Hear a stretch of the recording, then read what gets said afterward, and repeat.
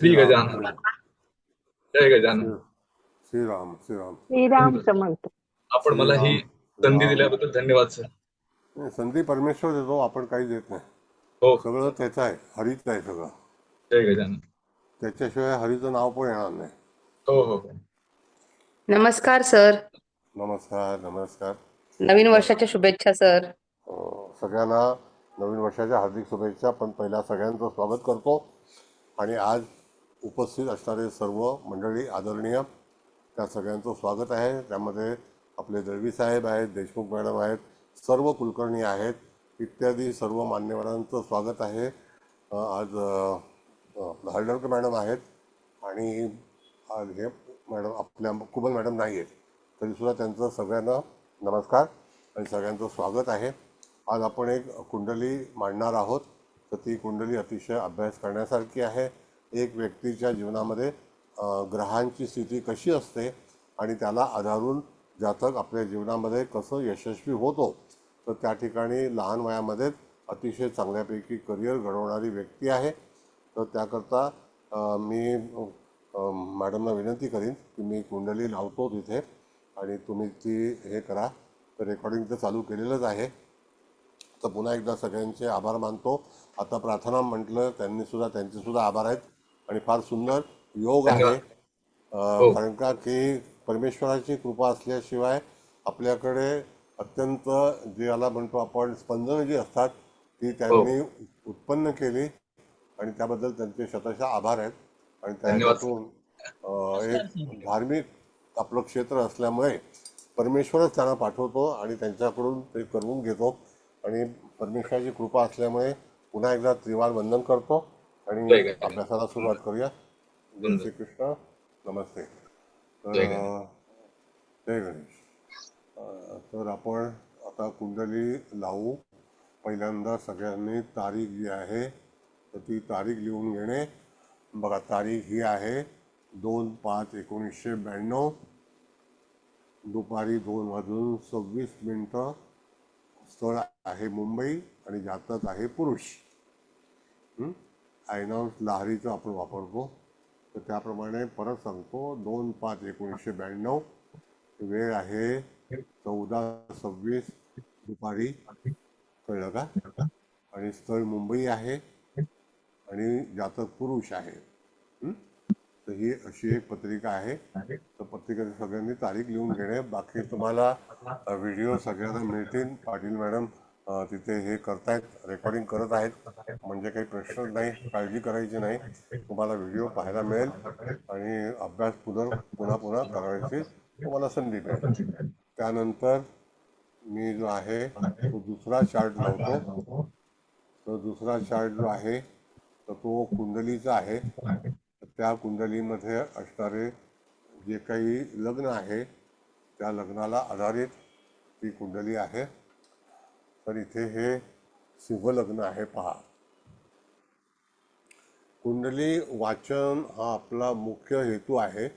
जातक आपल्याकडे जेव्हा येतं त्यावेळेला त्याच्या जीवनामध्ये घडणाऱ्या किंवा घडलेल्या घडामोडी आपल्याला सूचित करायच्या असतात. तर प्रत्येकाच्या जीवनामध्ये कुठले कुठले प्रसंग येऊ शकतात, त्याचे कसे योग आहेत आणि त्याच्या जीवनामध्ये होणारी प्रगती ही आपल्याला दर्शवते आणि ती कशा तऱ्हेने होईल याचं मार्गदर्शन आपल्याला करावं असं वाटतं. त्याकरता अनेक ग्रह जे आहेत ते सुखदुःखाच्या माध्यमातून आपले जीवन जगण्याचा मार्ग आपल्यासाठी तयार करतात, निर्माण करतात.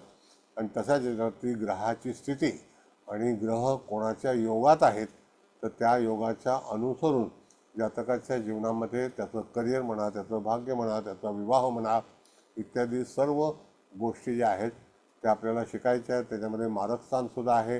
आपण दरवेळेला मारकस्थानाचा उल्लेख करतो, काही लोकांना ते आवडत नाही. पण मारकस्थान तुम्ही प्रत्येकाने विचार करायचं की त्या ठिकाणी मारकस्थानाचा किती उपयोग झाला असेल. तर तुम्हालासुद्धा प्रश्न आणि उत्तराचा जो भाग आहे तर तुम्ही तुमचे सुझाव, जी मंडळी नवीन आलेली आहेत तर त्यांचं सगळ्यांचं स्वागत आहे.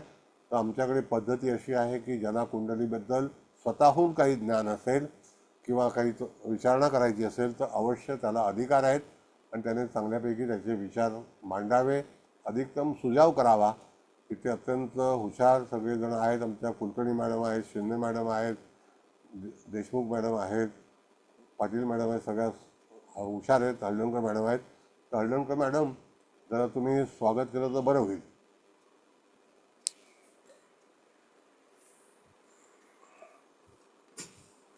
काय सर, स्वागत करू का? हा करा, मी आता केलेलं आहे, पण तरी थोडक्यामध्ये जरा सगळ्या उपस्थितांचं स्वागत करा हो सर. प्रथेप्रमाणे. हो. सर्वप्रथम मी गुरुवर्य देवारे सरांना नमस्कार करते आणि आजच्या वर्गात त्यांचं स्वागत करते. मनीषा मॅडमचं स्वागत आहे.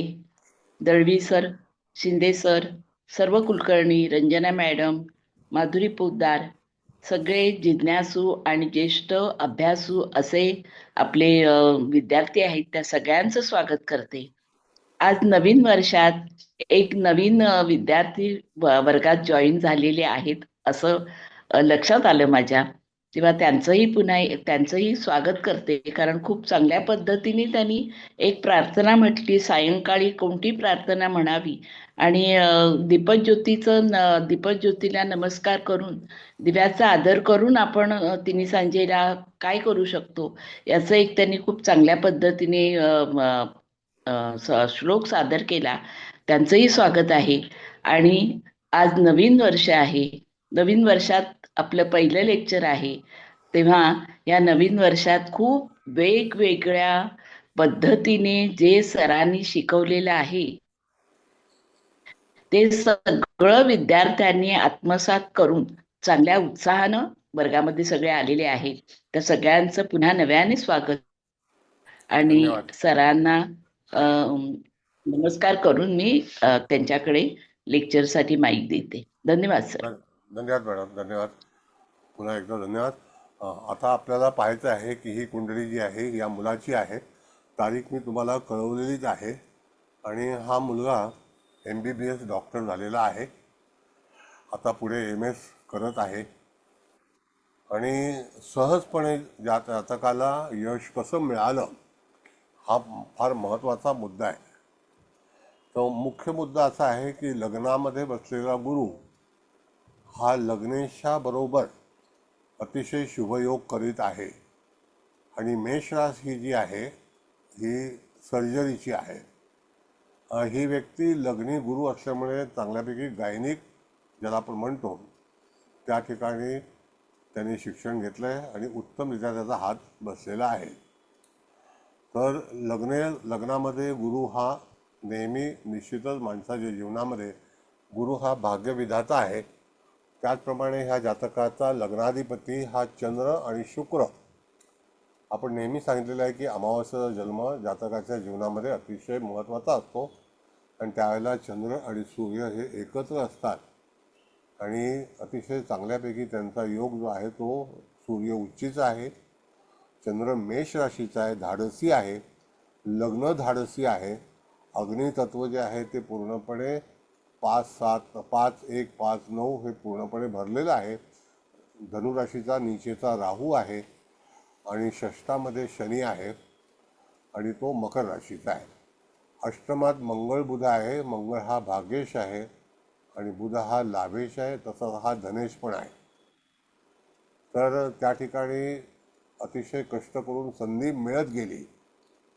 तर संधी मिळत गेली म्हणजे काय, तर त्या ठिकाणी जातकाच्या जीवनामध्ये कधी डॉक्टर होईल किंवा काय होईल असं कधी वाटलं नव्हतं.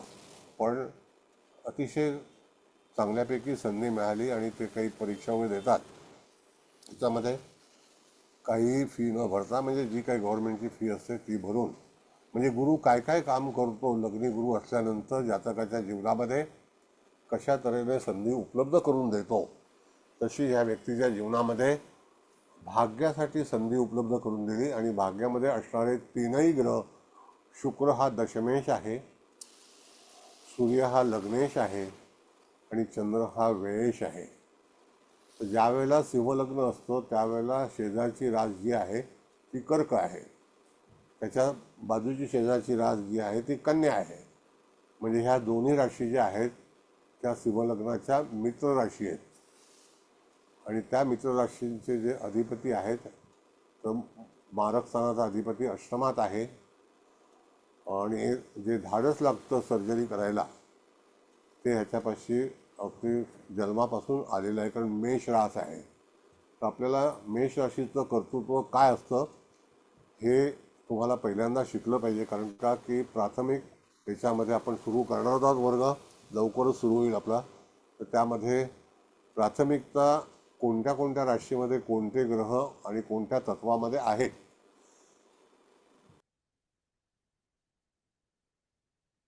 याचा विचार केला तर तुम्हाला कळून येईल की अग्नितत्व हे तेजस्वी आहे. कारण गेल्या वेळेला कुलकर्णी मॅडमने सांगितलं, शिंदे मॅडमने, की अग्नी हा वर जात असतो.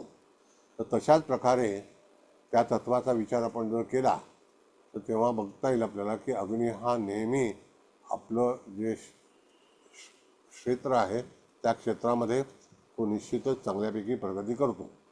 आता त्या ठिकाणी शिवलग्न, लग्नाचा अधिपती भाग्यात उच्चीचा, हे वाक्य लक्षात ठेवा. त्यानंतर सोबत 2 शुभग्रह आहेत आणि चंद्र आणि शुक्र यांची युती आहे, सूर्य शुक्र यांची युती आहे. शुक्र पराक्रमेश आहे, तो आपल्या राशीला पाहतोय आणि चंद्र जो आहे तो सुद्धा पराक्रमाला पाहतोय. ते उपचय स्थान म्हणतात त्याला. कारण का की 3, 7, 10 ही राशीमध्ये जर ग्रह असतील, ह्या राशींमध्ये ग्रह असतील तर जातक लवकरात लवकर आपलं कार्यसिद्धी करतो आणि तिथे कार्यरत होतो. आता मंगळ अष्टमात आहे, बुध अष्टमात आहे. हा थोडासा निगेटिव्ह पार्ट आहे, म्हणजे त्या ठिकाणी कधी काळी एखादी घटना होण्याची शक्यता असू शकते, कारण मंगळ अष्टमात नसावा. पण तो गुरुच्या राशीत आहे. तर गुरुच्या राशीत असल्यामुळे तो लग्नेशाच्या प्रीती षडाष्टकामध्ये आहे. वाक्य व्यवस्थित ऐका. प्रीती षडाष्टकामध्ये म्हणजे सिंह लग्नापासून मीन रास ही 8वी येते आणि ती सिंह राशीची मैत्री आहे, म्हणून प्रीती षडाष्टक. म्हणजे गुरु आणि रवी हे दोघं एकमेकाचे मित्र आहेत. तर त्याच्यामुळे त्या राशीत बसलेले ग्रह जरी लग्नी गुरु असला तरी सुद्धा त्या याच्यामध्ये अष्टमात असलेल्या बुधाचा आणि मंगळाचा दोष लागत नाही. यदा कदाचित जर काही तक्रार आली तर गोचरीचे ग्रह जेव्हा जातील तर त्यावेळेला कदाचित काही प्रश्न उपस्थित होण्याची शक्यता आहे.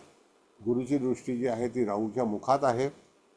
तर त्या दरम्यान यदा कदाचित मित्रमंडळी किंवा जे काही आपल्याला ज्याला आपण म्हणतो की एंटरटेनमेंट वगैरे जे असतं, तर कधी कधी कोणाच्या नशिबात ते होत नाही, कारण जबाबदाऱ्या भरपूर असतात.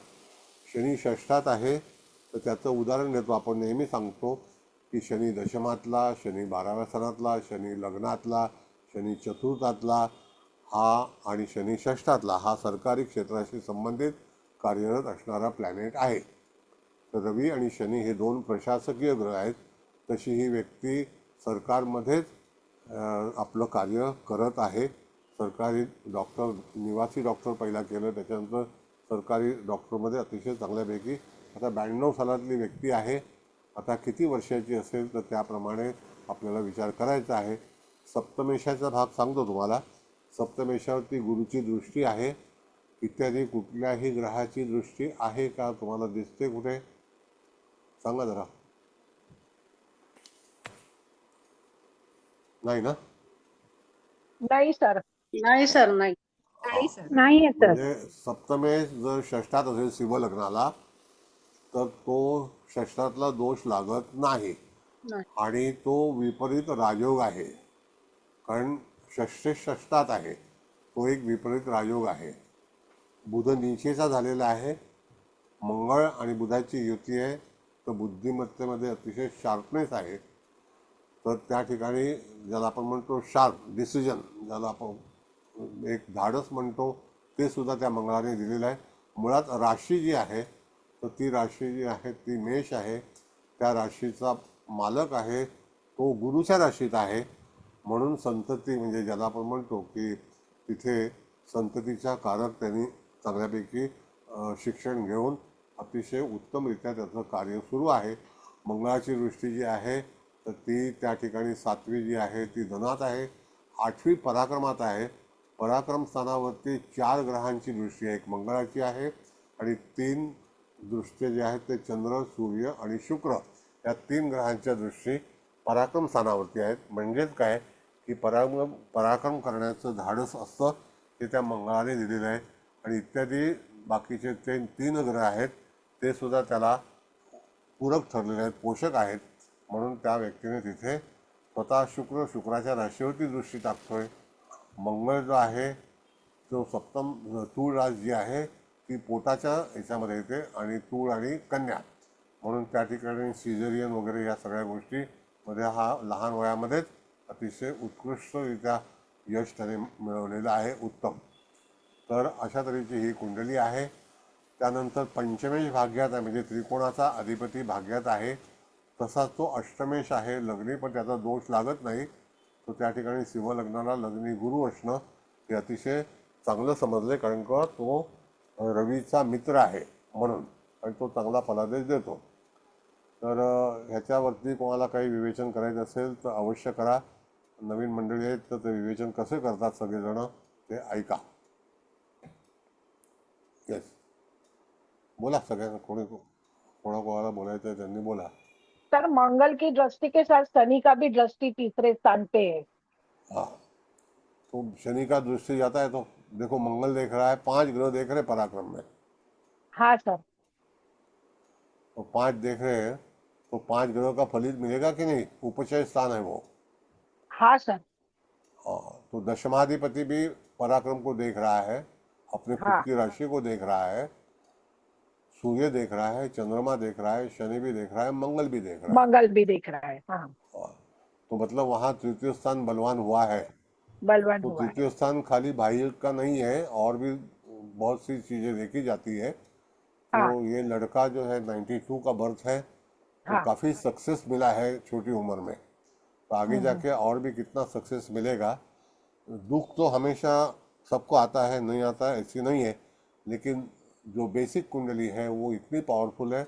और मुझे लगता है कि नवमांश भी ऐसे ही रहेंगे। अभी जैसे तपस्वी मैडम है, उनको नवमांश बहुत अच्छा तरह से वो लगाते हैं। और अपने ये है सर नवमांश पण सिंह बोलू? नवमांश आहे. हाँ, सर बोलू? बोला बोला. हा. गुरु तर लग्नात आलेलाच आहे आणि गुरुची दृष्टी पण 5, 7, 9 वरती आहे.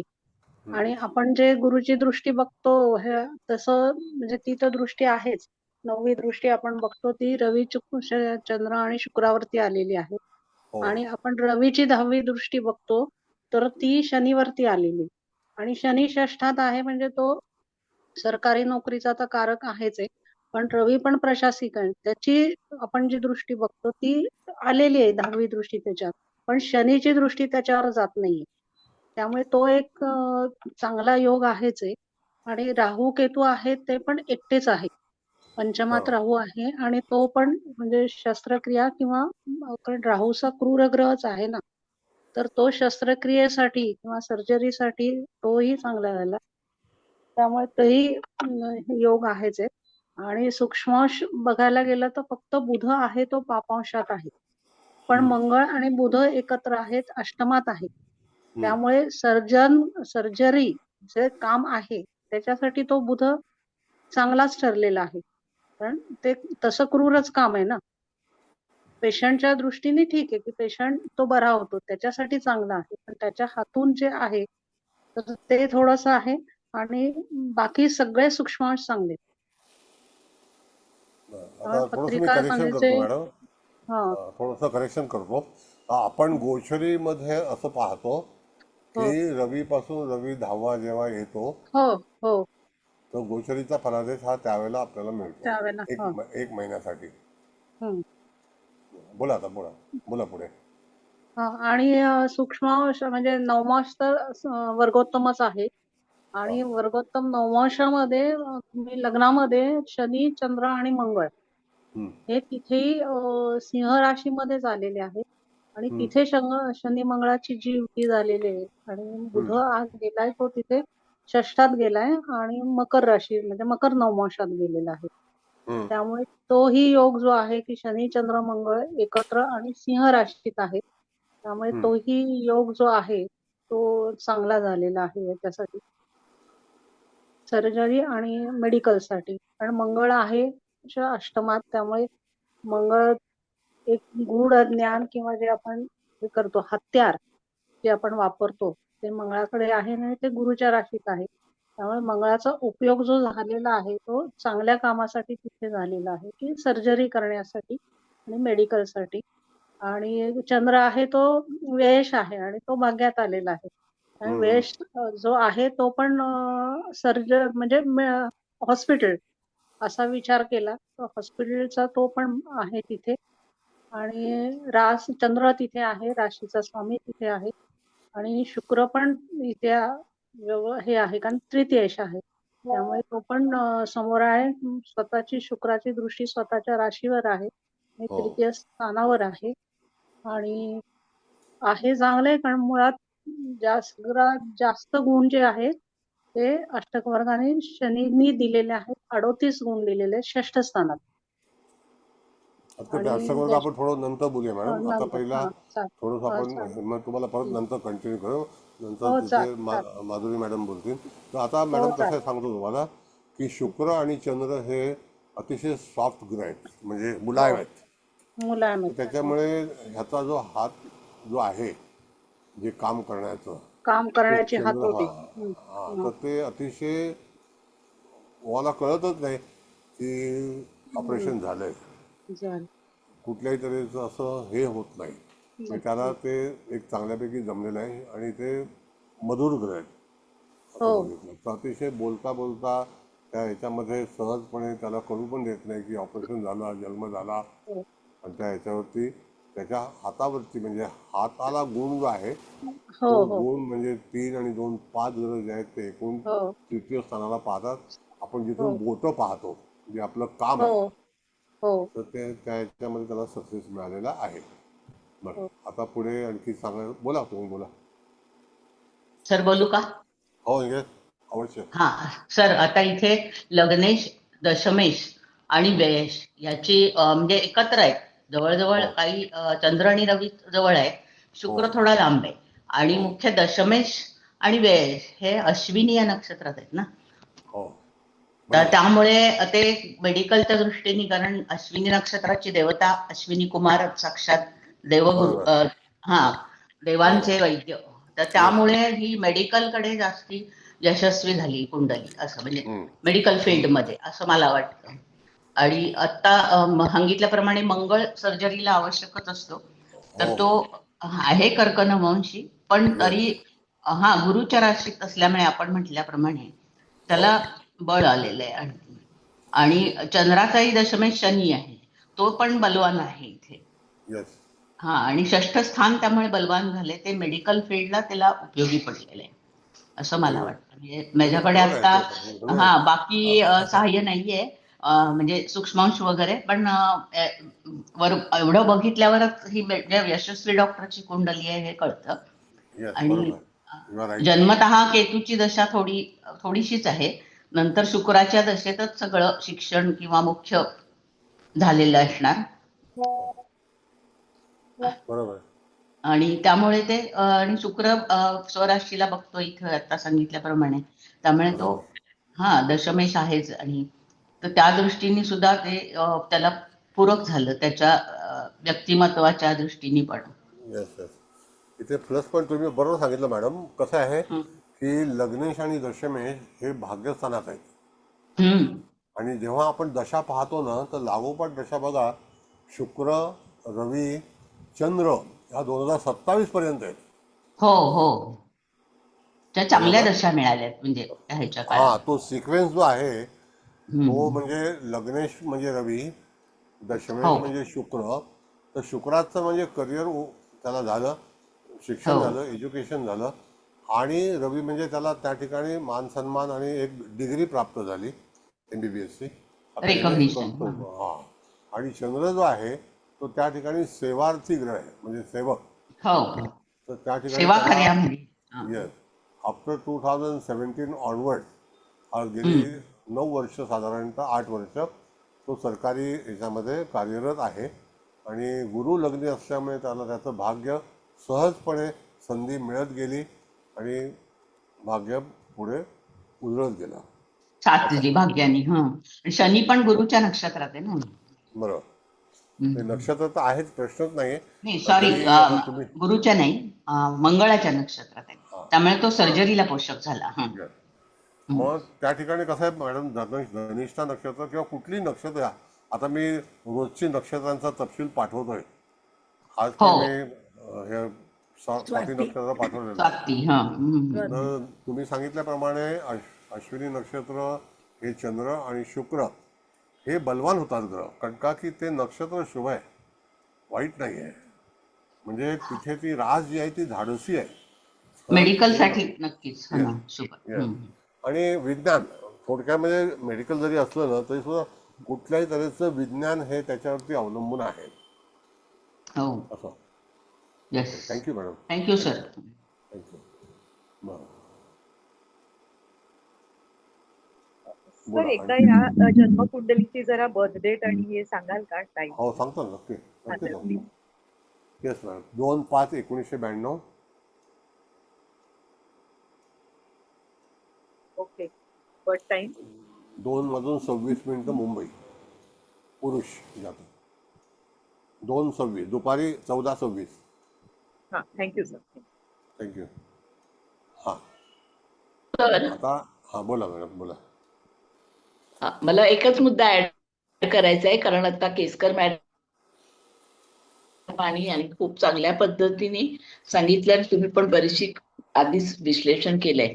पण आता तुम्ही जो म्हणजे हा आपण असं म्हटलं की षष्ठे षष्ठात म्हणजे हा विपरीत राजयोग आहे आणि शनी हा शासकीय नोकरीसाठी सुद्धा पूरक असा ग्रह आहे, मार्गदर्शक असा ग्रह आहे. बरोबर. तर इथे षष्ठे षष्ठात असल्यामुळे विपरीत राजयोगामुळे शनीची मंगळावर तिसरी दृष्टी असल्यामुळे त्याचं सर्जनचं काम किंवा त्यांनी जे हा जो त्याचा हे आहे व्यवसाय आहे याच्यामध्ये त्यांनी कमी संघर्षात खूप चांगल्या पद्धतीने बसवलेलं आहे.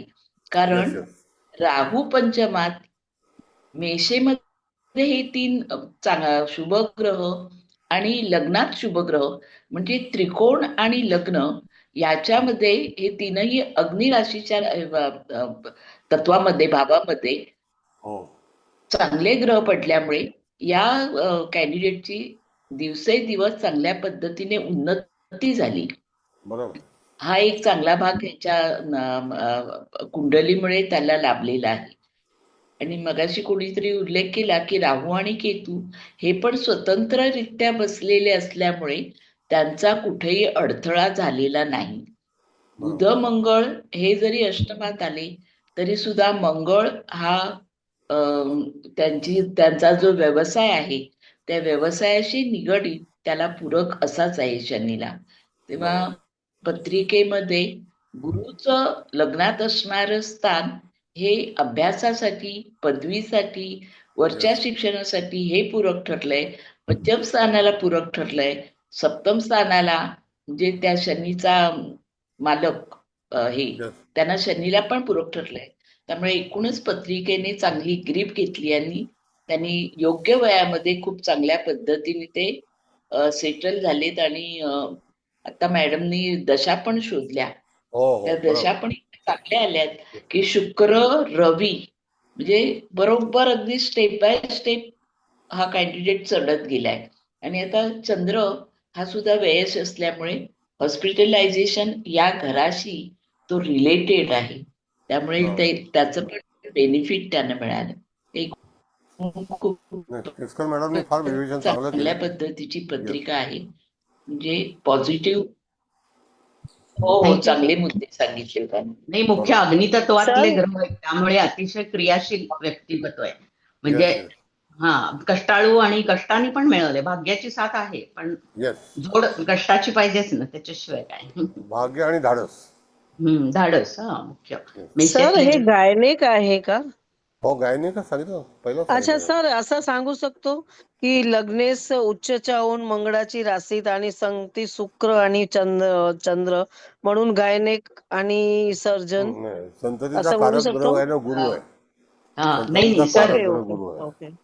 शुक्र दाखवतो ना, म्हणजे शुक्र मंगळच्या गायनाचा संबंध राशी हा दाखवतो. गायनेक. दशमेश त्याचा दशमेश शुक्र असल्यामुळे या व्यक्तीला गायनेक फील्ड मध्ये यश मिळणार असं मला वाटतं. आणि आणि सूर्य पॉवरफुल आहे, उच्चच्या होऊन मेषच्या हा, राशीमध्ये ते तर मित्राच्या, आहेच. हा, ते तर आहेच. मंगळची राशीमध्ये. हम्म.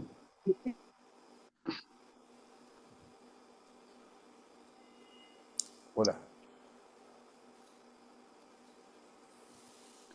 सर इथे क्या सर तर हाँ बोला. सर गुरु भी मगा नक्षत्र में है, राहु भी मूल नक्षत्र में है और चंद्र भी केतु के नक्षत्र में है, तो तीनों केतु के नक्षत्र में है, वो भी एक सर्जन का बोल सकते हैं ना सर?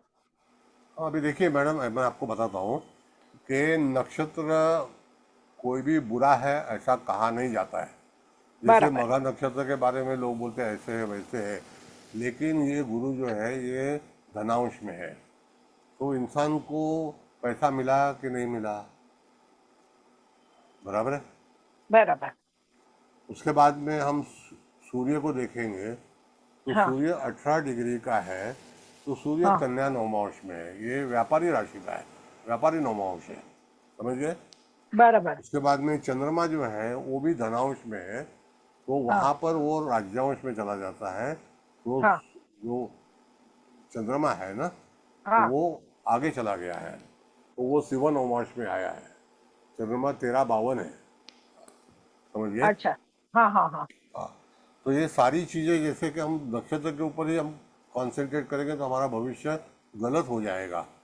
नक्षत्र अच्छा. क्या होता है मैं आपको बताऊं. ज्येष्ठा नक्षत्र मैडम, तो ज्येष्ठा नक्षत्र स्ट्रगल करके ही आपको मिलेगा. Okay sir. मतलब आपको वहां पर चैलेंज लगाना ही पड़ेगा. आपका टैलेंट कम है, चैलेंज ज्यादा है. टैलेंट जो अच्छा. है वो मगर होता मगर है. सर मेरा कहना क्या है कि तीनों केतु के नक्षत्र में है, इसके लिए सर्जन बने क्या, ऐसा मेरा कहना है. नहीं नहीं नहीं नहीं, मैडम ऐसा है, केतु का नक्षत्र उन्होंने दिया है लेकिन वो केतु का नहीं है, वो कौन से लॉर्ड है आप वो देखो. Okay sir. Okay sir. समझे ना. ओके. जैसे कि हाँ केतु सब. का नक्षत्र है, उसकी देवता कौन सी है, वो नक्षत्र में कितनी पावर है, इसके लिए मैं आजकल हमेशा हर नक्षत्र का विवेचन भेजता हूँ. बराबर सर. हाँ हाँ तो सर. नक्षत्र क्या कहता है, वो खाली केतु का नक्षत्र करके हम बॉम्ब मारेंगे तो ये आदमी इतना बड़ा कैसे होगा. बराबर. Okay sir. स्थान बल भी होना बहुत ही जरूरी है. अगर स्थान में अगर बल नहीं रहेगा तो इंसान करेगा क्या, सन्यासी हो जाएगा. Okay sir. बराबर. और दूसरी बात ऐसा है, जैसे मैंने आपको बताया कि प्रीति षडाष्टक और मृत्यु षडाष्टक, तो प्रीति षडाष्टक जो है वो गुरु के राशि में शिव लग्नों को वो प्रीति षडाष्टक ही होता है, मृत्यु षडाष्टक नहीं होता है. षडाष्टक में 2 प्रकार है. उसके बाद में वहाँ पर विपरीत राजयोग हुआ है शनि की वजह से. नीचे सर. भंग राजयोग यहाँ पर नहीं है. अगर शुक्र यहाँ रहता था तो नीचे भंग अष्टम में होता था, लेकिन नीचे भंग की कोई ज़रूरत नहीं है. अभी रहा बात क्या है कि भाई मंगल अष्टम में है, तो वहाँ पर गुरु लग्न में बलवान है, तो कोई भी गलत घटना जीवन में नहीं होगी, क्योंकि गुरु जो ग्रह है वो सब कुछ संभाल लेता है. हर चीज इंसान को तकलीफ जो है वो गुरु ब्लेसिंग है. तो ये हमको ख्याल रखना चाहिए. जैसे 4th हाउस का लॉर्ड भी अष्टम में, तो अभी इसको सरकारी निवास मिला है तो वहाँ मिलता है डॉक्टर को, तो वैसे प्रॉपर्टी भी है, नहीं है ऐसा नहीं है. इसीलिए आप ये देखो कि गुरु के राशि में कौन से ग्रह है, सूर्य की राशि में कौन से ग्रह है, तो हमको सिखाया गया है कि भाई मंगल की राशि में कौन से ग्रह है, तो मेष राशि में सूर्य, चंद्र, शुक्र. तो आप वृश्चिक में नहीं है मतलब प्रॉपर्टी मिलेगी नहीं, ऐसा कोई बात नहीं है. मेष में है तो डेफिनेटली मिलेगी. मिलेगी. बराबर. ऐसा सोचो. ठीक आहे. एनिवे हम बाद में बात करेंगे. और आता पोदार मॅडम तुम्हाला काय बोलायचं आहे का. हो सर. बोला. नमस्ते सर. नमस्ते. नमस्ते. सुरुवातीलाच म्हणजे लग्न तर खूपच चांगलं आहे की लग्न राज्यांश आहे आणि सगळ्यात महत्त्वाचं म्हणजे लग्न राज्यांश असून लग्न वर्गोत्तम आहे. हा एक खूप छान पॉइंट आहे. आणि त्यात रवीची राशी म्हणजे जर आपण मेडिकल फील्डच्या प्रमाणे बघितलं तर रवी हा खूप पॉझिटिव्ह ठरतो medical point of view, surgery, परत उत्तम डॉक्टर या ह्याच्यानी म्हणून पण रवी इथे पॉझिटिव्ह ठरतो. आता 1, 5, 9 मध्ये जास्त आपले इथे ग्रह दिसतात आहेत आपल्या, आणि शिवाय हा धर्मत्रिकोण पण आहे, तो धर्मत्रिकोण पण खूप स्ट्रॉंग झाला. शिवाय गुरुची लग्नातच प्लेसमेंट आहे आणि गुरु उत्तम नवंशी पण बसला, गुरु स्वतः पण धनवंश मध्ये पण आहे. आणि या फील्डसाठी म्हणजे जी पॉझिटिव्हिटी लागते, गुरु म्हणजे इथे एक बरं करण्याचं जे आपण हे म्हणतो त्याची शक्ती ही या गुरुकडे असते. गुरुच ठीक नसेल तर डॉक्टर झाली तर प्रत्येक डॉक्टर हा सक्सेसफुल नाही होत. सो या ठिकाणी हा गुरु पण इथे युजफुल ठरतो. त्याचबरोबर रवी बरोबर, कारण हा लग्नेशच भाग्यात आहे आणि गुरु पंचमेश म्हणून तो लग्नात आलाय, तर हा एक पॉझिटिव्ह फॅक्टर मला असं वाटतं इथे. आता इथे 1, 5, 9 इथे तर आहेत. त्याचबरोबर इथे आणखीन एक महत्वाचा मुद्दा म्हणजे की अमावस्येचा जन्म आहे. बऱ्याचदा अमावस्येच्या जन्माला खूप निगेटिव्ह कन्सिडर केलं जातं. पण माझं असं म्हणणं आहे की एक ठीक आहे, काही बाबतीत अडचणी पण असतात, त्या आई किंवा वडिलांच्या पॉइंट ऑफ व्ह्यूने काहीतरी अडीअडचणी जाणवतात, किंवा जर त्या दोन्ही गोष्टी व्यवस्थित असतील तर मग त्या त्या दोघांच्या रिलेटेडच्या सुखाच्या बाबतीत काही गोष्टी हे होतात. पण ऍज अ मेडिकल या ह्याच्याने जर विचार केला तर रवी चंद्र एकत्र असणं मेडिकल फील्डच्या पॉइंट ऑफ व्ह्यूने खूप पॉझिटिव्ह ठरतो. या चंद्राला या रवीचं पाठबळ मिळतं आणि कुठल्याही प्रकारे कुठल्याही याच्यामध्ये डिसिजन मेकिंग मध्ये किंवा कुठलाही महत्वाचं काही फॅक्टर जिथे असेल कार्याच्या पॉइंट ऑफ व्ह्यूने, तर हा रवी इथं खूप इम्पॉर्टंट फॅक्टर ठरतो जेव्हा अमावस्येचा जन्म असतो, कारण रवीचं बळ त्या ग्रहांना भेटत असतं. आता या रवीचं बळ इथे शुक्राला, दशमेश शुक्राला भेटलंय, पराक्रमेश शुक्राला भेटलंय आणि त्याचबरोबर व्यय चंद्राला भेटलंय. सो मेडिकल पॉइंट ऑफ व्ह्यूने हे फॅक्टर खूप महत्वाचे ठरले. इथे आपण बघणार 6, 8, 12. आता 6 इथे पाहिलं तर मकर राशी स्वतः इथे षष्ठातच आलेली आहे, जिथे आरोग्याचं पॉइंट आपण पाहतो, आणि स्वतः षष्ठेश इथे षष्ठात आहे, त्याला देखील चांगला नवमांश भेटलाय, रूपांश मध्ये आहे. त्याच्यानंतर अष्टम स्थानामध्ये मीन राशी आहे, जी कालपुरुषाच्या कुंडलीमध्ये व्ययस्थानात येते. आता इथे असलेलं बुध मंगळ जर बघितला तर दुसऱ्या काही कारणामुळे इथे प्रॉब्लेम देऊ शकतो, पण बुध मंगळ डॉक्टरांच्या पॉइंट ऑफ व्ह्यूने जर इथे पाहिलं तर उत्तम मेडिसिन नॉलेज यांना असतं, कारण बुधाचं ज्ञान आणि मंगळाची ती तीक्ष्णता जी आहे, तर त्या ह्याच्यात तो शोध घेणं, जी एनर्जी तिथे लावणं आहे, तर त्यामुळे उत्तम मेडिसिन नॉलेज, चिकित्सा उत्तम करणं, कारण जेव्हा एखादा रोगी डॉक्टरकडे येतो तेव्हा त्याला उत्तम चिकित्सा करणं खूप गरजेचं असतं. सो या पॉइंट ऑफ व्ह्यूने हा बुध मंगळ युजफुल ठरतोय. त्याचबरोबर शनी आणि बुधाचा लाभयोग होतोय, तो देखील त्या व्यक्तीच्या बुद्धिमत्तेसाठी पॉझिटिव्ह फॅक्टर ठरतोय. जरी शनीची इथे तृतीय म्हणून दृष्टी आहे, हा फॅक्टर काही बाबतीत ठीक आहे, अडचणी असतील, पण मेडिकल पॉइंट ऑफ व्ह्यूने हा खूप पॉझिटिव्ह ठरेल, कारण शनी बुध हा पॉझिटिव्हली ऍक्ट करेल इथे. आणि त्याचबरोबर शनी आणि मंगळाची तृतीय स्थानावर दृष्टी आहे, जी सर्जरीसाठी चांगली ठरेल. आता इथे जर आपण निसर्ग कुंडलीप्रमाणे पण जर पाहिलं तर इथे लग्नातच मेष लग्न येतं, इथे कुंडली आणखीन चांगली बोलते. मेष लग्न आल्यामुळे इथे रवी, शुक्र, चंद्र इथे लग्नीच येतात आणि गुरु पंचमात आलाय, तो सिंहेचा गुरु आहे. याची 5वी दृष्टी राहूवर भाग्यस्थानावर येते आणि लाभस्थानावर पण येते, आणि त्याचबरोबर त्याची लग्नावरची पण दृष्टी येते. आता मेष लग्न इथे आलंय, आता इथे अश्विनी दशम स्थानामध्ये जी शुक्राची राशी जी आहे, तो शुक्र जो आहे तो अश्विनी नक्षत्रात आहे. तर अश्विनी नक्षत्र आपण पाहिलंच आहे, मगाशी पण मॅडमने एक सांगितलंच की अश्विनी नक्षत्र हे मेडिकल पॉइंट ऑफ व्ह्यूने खूपच पॉझिटिव्ह ठरतं. आणि लग्न कुंडलीमध्ये दशस्थानात असलेली ही शुक्राची राशी, त्याचबरोबर पराक्रमात असलेली ही शुक्राची राशी, ती अश्विनी नक्षत्रात असून ती पंडित अंश मध्ये आहे. सो जातक डेफिनेटली शुक्राचा संबंध, आणि प्लस जसं आपण मगाशी सांगितलं की कन्या आणि तूळ या पोटावर आणि गायनिक पॉइंट ऑफ व्ह्यूने ह्या महत्वाच्या राशी असतात, तर त्यांचा संबंध इथे आलाच. कारण बघा इथे जो धनेश म्हणून जो बनलेला आहे कन्या राशीचा स्वामी, तो बुध, तो मंगळाबरोबर बसलेला आहे. सो सर्जरी त्या पॉइंट ऑफ व्ह्यूने तो हे करतोय, आणि तृतीय शुक्र आणि दशमेश शुक्र हा पंडित अंश मध्ये, म्हणजे गायनिकचा संबंध का, तर इथं ते क्लिअर होतंय. मगाशी मेहता मॅडमनी जो प्रश्न विचारला होता त्याचं उत्तर त्यांना मिळालं असावं.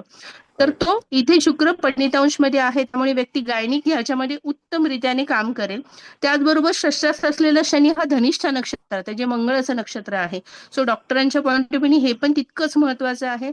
आणि पंचम स्थानात जो राहू आहे, तो जातक या क्षेत्रात काम, म्हणजे शिक्षण त्यांनी या क्षेत्रात घेतलं, कारण 1, 5, 9 ह्या ज्या अग्नितत्वाच्या राशी आहेत, त्याचबरोबर धनुरास ही अग्नितत्वातली रास असून तिथे येणारा जो राहू आहे तो जातकाला मेडिकल फील्डकडे जास्तीत जास्त त्याचा ओढा असू शकतो, सायन्सकडे, कारण 1-5-9 यांचा संबंध सायन्सशी संबंध येतोच. मंगळ, रवी आणि गुरु हे कॉम्बिनेशन झालं या तत्वातलं. आणि एज्युकेशन पॉईंट ऑफ व्ह्यू पण जर आपण भाग्यस्थानात पाहिलं तर इथे मेष राती येते आणि तिथे पण रवी चंद्राचा संबंध आहे, शुक्राचा संबंध आहे.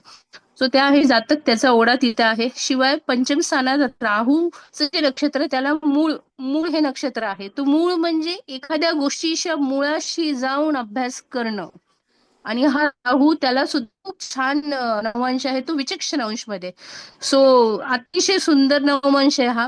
आणि एखाद्या जातकाच्या प्रॉब्लेमच्या बेसला जाऊन जेव्हा ट्रीट केलं जातं तेव्हा त्याला गुरुचा पण सपोर्ट भेटतोय. हे सोन्याहून पिवळं वाटतं मला आणि मेडिकल पॉईंट ऑफ व्ह्यू खूपच छान आहे. त्याचबरोबर केतू जो आहे तो आद्रा नक्षत्र आहे, म्हणजे पुन्हा केतू हा राहूच्या नक्षत्रात आहे. आता बघा कधी कधी आपण गोचरीने जाताना आपण घाबरतो या सगळ्या ह्याला, म्हणजे मी पण त्याचा विचार करते की राहू केतूवरनं जाताना, केतू राहूवरनं, सर त्या पॉईंट ऑफ व्ह्यू काही गोष्टी घडतील. पण इथे हा जो मिथुनेचा केतू आहे तो निसर्ग कुंडलीप्रमाणे हाताच्या स्थानावर आला. मिथुरास म्हणजे हात दाखवते आणि केतू त्या स्थानात, आणि केतू म्हणजे कात्री, केतू म्हणजे कटिंग, अशा ह्याने हा विचार केला तर इथे हाताच्या ह्याच्यातून सर्जरी का असावी आणि सर्जरी किती उत्तमरित्या होऊ शकते या व्यक्तीकडनं, या केतूला कृपांश दिलाय. म्हणजे खूपच सुंदर नवमांश घेतलेले, फार कमी वेळेस असे डॉक्टरांच्या ह्याच्यातले इतके छान नवमांश आहे. आणि सगळ्यात एक छान गोष्ट मला असं वाटलं की तुम्ही जे म्हणला की हे डॉक्टर आहेत पण सरकारी ह्याच्यात काम करतात. आत्ताच काही दिवसापूर्वी एका व्यक्तीचा सरकारी गव्हर्नमेंटमध्ये त्यांना तिथे ऍडमिट केलं होतं काही कारणामुळे की त्यांना पॉसिबल नव्हतं फायनान्शियली. आणि अशा ठिकाणी इतका हुशार डॉक्टर जर असेल तर मला वाटतं की त्या लोकांना पण कुणीतरी आहे असं ब्लेसिंग देणार. त्यामुळे हे खूप छान आहे. कारण निसर्ग कुंडलीप्रमाणे पण दशमामध्ये इथे मकर राशीतला शनी ते दाखवतच आहे आणि लग्न कुंडलीमध्ये पण षष्ठातला शनी, गव्हर्नमेंट जॉब हे देखील दाखवतच आहे. So medical point of view खूप छान कुंडली आहे. आणि दशांचा विचार केला तर त्यांना दशा पण खूप छान आल्या. म्हणजे मी असं म्हणेल की सिंह राशीत जेव्हा व्यक्ती जन्माला येते तर तेव्हा त्यांना दशा बघा शुक्रापासून सुरुवात होते, त्यांना मॅक्सिमम दशांचा लाभ होतो. हे एक माझं ऑब्झर्वेशन आहे की शुक्राची झाली, मग रवी, चंद्र, मंगळ, तर वयाच्या 40-45 पर्यंत हे 3-4 दशांचा लाभ घेतात आणि त्या सगळ्याप्रमाणे त्यांना फळं मिळतातही. सो त्याप्रमाणे त्यांना दशा पण खूप चांगल्या आल्यात. Thank you sir. थँक्यू. बघा Poddar madam thank you, thank you. आपने एक्सप्लेन किया तो. एक 2 मिनिटं. बघा असं आहे की हा वर्ग आपला आपण विद्यार्थ्यांना का बोलायला देतो, कारण आता ते चांगल्यापैकी तयार झालेले आहेत. त्यांची तयारी जी आहे ही तुम्हाला कळावी आणि तुमचं सुद्धा असं धाडस व्हावं, हा मुख्य हेतू आहे. इथे हेतू काय आहे की त्या आता म्हणाल्या, त्यांनी विवेचन केलं, ते सगळ्यांना आवडलं, लोकांनी त्याचा बोध घेतला आणि असाच बोध घेऊन तुम्ही सुद्धा तुमची तयारी करावी असा मला मनात विचार असतो. म्हणून त्या ठिकाणी फक्त मी बोलत राहिलो तर ते मी बोलत कधी राहीन ज्यावेळेला बेसिक शिकवीन त्यावेळेला. पण हे ऑलरेडी शिक्षित आहेत तर त्यांना सुद्धा बोलण्याची संधी इथे मिळाली पाहिजे. नाहीतर फक्त मीच बोलणार, त्यांना गप्प करणार, तर त्यांना ज्या व्यक्तीला अपॉर्च्युनिटी दिली नाही तर ती पुढे कशी येऊ शकेल. आता जसं काही पोद्दार मॅडमने जे विवेचन केलं, स्वागत आहे तुमचं मॅडम, अतिशय सुंदर. मग अशाच तऱ्हेचं विवेचन तुम्हाला करण्याची जी सवय आहे त्याला कारण काय की तुमची आता भीती नष्ट झालेली आहे आणि म्हणून तिथे तुमचं धाडस वाढावं म्हणजे इत्यादी विद्यार्थ्यांचं, त्याच्याकरता हा प्रयोग चालू आहे, हे लक्षात ठेवावं. ओके, सुंदर सुंदर. सर, बोला. हे शुक्र शनी आहे तो मंगळाच्या नक्षत्रात आहे, मंगळ आहे तो शनीच्या नक्षत्रात आहे. हो, नाही? आणि हा व्ययेश म्हणजे डॉक्टरच्या कुंडलीसाठी मॅडमनी सांगितलं, आता ते बरोबर सांगितलं. षष्टेश, अष्टमेश, दश आणि व्ययेश हे इम्पॉर्टंट आहे. तिथे भाग्यामध्ये आहेत. इथे व्ययेश आणि दशमेश हे लग्नेशासोबतच भाग्यामध्ये आहेत. आणि शुक्र जो दशमेश आहे तर व्ययेश जो आहे तो व्ययेश आणि लग्नेश हे दोन्हीही भरणी नक्षत्रात आहे, म्हणजे दशमेशाच्या नक्षत्रात आहे. हेही एक कारण ते गायनेकोलॉजिस्ट असण्याचं कारण असू शकतं, असू आता शकेल. आपण थोडंसं पुढे जाऊन आपण मॅडम विचार करूया. आई आणि वडील, हा, चतुर्थाधिपती मंगळ हा अष्टमात आहे, गुरुच्या राशीमध्ये आहे आणि तो त्या चतुर्थ स्थानापासून 5वा आहे, बरोबर आहे. म्हणजे चतुर्थाच्या पंचमात आहे, नंबर 1. हो. आणि याचे वडील जे आहेत ते स्वतः इंजिनियर आहेत आणि ते परदेशामध्ये असतात. कारण का की मेष रास ही त्या शुक्राला म्हणजे दशम स्थानाला 12वी येते. हम्म, कळलं का? हम्म, मग अशा तऱ्हेने विचार करून सुद्धा आपण ते लॉजिक लावावंच. आणि ज्योतिष हे जे आहे हे कम्प्लिटली तर्कशास्त्र आहे. हम्म, आणि वडील परदेशात असून त्या ठिकाणी आईसुद्धा जी आहे ती वर्किंग वुमन आहे. त्यासुद्धा एका कंपनीमध्ये मॅन्युफॅक्चरिंग युनिटमध्ये काम करतात. पण ते सुद्धा करून ह्या व्यक्तीने आपला अभ्यास पूर्ण केला घरामध्ये नोकर वगैरे ठेवून. पण त्याला अभ्यासाकडे जी ओढ लागली ती गुरुग्रहामुळे. हम्म. हो, गुरु बोला आता तुम्ही. गुरु बोला लग्नात आता. आहे. येस. आणि या कुंडलीचा कार्मिक ग्रह जो आहे तो गुरुच आहे ना. राहू केतूच्या अंशाजवळ गुरु आहे पहा. आणि गुरु हो, अष्टमेश आहे. हेही दाखवतच आहे की अष्टमाशी रिलेटेडच कर्म असणार आहे यांचं. करेक्ट. म्हणजे हा अभ्यास आहे बघा. तुम्हा सगळ्यांचे जे विचार आहेत ना, का आता तुम्हाला एवढा स्तर तुमचा वाढलेला आहे की तुम्ही आयफेल टॉवरच्या टोकावरती विराजमान आहात. तर त्या ठिकाणी तुम्हाला भाष्य करणं आणि तुमचं महत्त्व वाढवणं, तुम्हाला एक अनुभव येणं, तुमचं ज्याला म्हणतो आपण डेअरिंग वाढवणं, हाच एक उद्देश आहे. म्हणून कुंडल्या लावून तुम्हाला बोलण्याचं जे मी सारखं सारखं आग्रह करतो. नाही तर फक्त मीच बोलत राहणार आणि तुम्हाला काही बोलू देणार नाही, तर तसा हेतू बिलकुल नाही आहे. कळलं? धन्यवाद मॅडम. थँक्यू. कारण मग तुम्ही कधी पुढे येणार असं आहे ना. बोला, आणखी कोणाला बोलायचं आहे कुंडलीबद्दल? हां, मग आता मॅडम तुम्ही अष्टक वर्गाबद्दल सांगत होतात तपस्वी मॅडम, तर तुम्ही सुद्धा काही सांगायचे तर सांगू शकता आता अष्टक वर्गाबद्दल. अष्टक वर्गामध्ये षष्ठ स्थानात शनी आहे आणि तो षष्ठ स्थान आपण नोकरीसाठी बघतो, पण तिथे 38 गुण आहेत. आणि दशम स्थानामध्ये 31 गुण आहेत आणि लाभस्थानामध्ये 34 गुण आहेत. बोला बोला, हॅलो. काय हरकत नाही. हा हां बोला, येतं ऐकू हा येतं. बोला. तर 34 गुण आहे, म्हणजे ह्या तिन्ही स्थानांना पण उत्तम गुण आलेले आहेत तिथे. तरी तोही बरोबर त्या ह्याला आहे. चतुर्थ स्थानात पण 32 आहेत आणि सप्तम स्थानामध्ये नंतर दशम स्थानात पण चांगले गुण आहेत. ते आता तुम्ही जो परत वडील आणि आई यांचा जो हे केला उल्लेख केला, तर चतुर्थ स्थानात पण 32 गुण आहेत आणि दशम स्थानात पण 31 गुण आहेत. बरोबर. हं. म्हणजे कुंडली जेव्हा त्याचा सारांश असतो तर त्या कुंडलीमध्ये नक्षत्र तर निश्चित आहे. आहे आता आहे. रेवती नक्षत्र हे मीन राशीमध्ये बुधाला 23 अंशावरती मिळाले. हो हो रेवती नक्षत्र हा आरंभ होतो धनु नवमाशाने आणि बुध जो आहे तो त्या ठिकाणी मकर नवमाशात आहे. मकर कळलं का? नवमाशात आहे. हं. हा. आता दुसरा भाग असा आहे की त्या ह्याच्यामध्ये मीन राशीमध्ये दुसरा ग्रह जो आहे तो कोण आहे तर मंगळ. मंगळ आणि तो मंगळ आहे. प्रथम नवमाशामध्ये आहे, प्रथम ह्याच्यामध्ये. तर त्या हो ठिकाणी तो कर्क नवमाशामध्ये आलेला आहे. आणि मिनेला आरंभी नवमाश जो आहे तो 3:20 हा शिव नवमाशात आलेला आहे. नाही, सिंह नवमाशात आहे. हा शिव नवमाशा 3:32 आहे. हो 3:20ला नवमाश समाप्त नाही, होतो. नाही. तर थोडासा नवमाशाचा पण तुम्ही अभ्यास करून घ्या. म्हणजे मंगळ सुद्धा एक चांगल्या नवमाशामध्ये विराजमान हो आहे. हो हो. चंद्र, मंगळ आणि शनी तिन्ही सिंह नवमाशात आलेले आहेत. येस. म्हणजे तो नवमाशाचा फायदा म्हणजे ते भिन्न बघा. नवमाश कुंडलीबद्दल मी तुम्हाला सांगतो, थोडंसं परिवर्तन करूया. काही मंडळींना असं वाटतं की त्यांची युती झालेली आहे, तर ती युती कशी आहे तर त्याबद्दल आपण जरा हे करू. आता ही नवमाश कुंडली आहे, ह्याच्यामध्ये प्रत्येक मनुष्य वेगवेगळ्या ठिकाणाहून आलेला आहे. जसं लग्न जे आहे ते मुळातलंच शिव नवमाश आहे. चंद्र जो आला आहे तो मेषेतून आलेला आहे, शनी मकरेतून आलेला आहे, मंगळ मीनेतून आलेला आहे. म्हणजे 4 भिन्न भिन्न अंगातून ते लोक एकत्रित झाले आहेत आणि ते प्रथम स्थानात झालेले आहेत. असा विचार नवमाश कुंडली जेव्हा आपण फलादेश देतो त्यावेळेला करायचा असतो, असं शास्त्राचा नियम आहे. नियम जेव्हा तुम्ही शिकता तर त्या नियमाला अनुसरूनच त्या जातकाचं अचूक भविष्य तुम्ही वर्तवू शकता. ओके.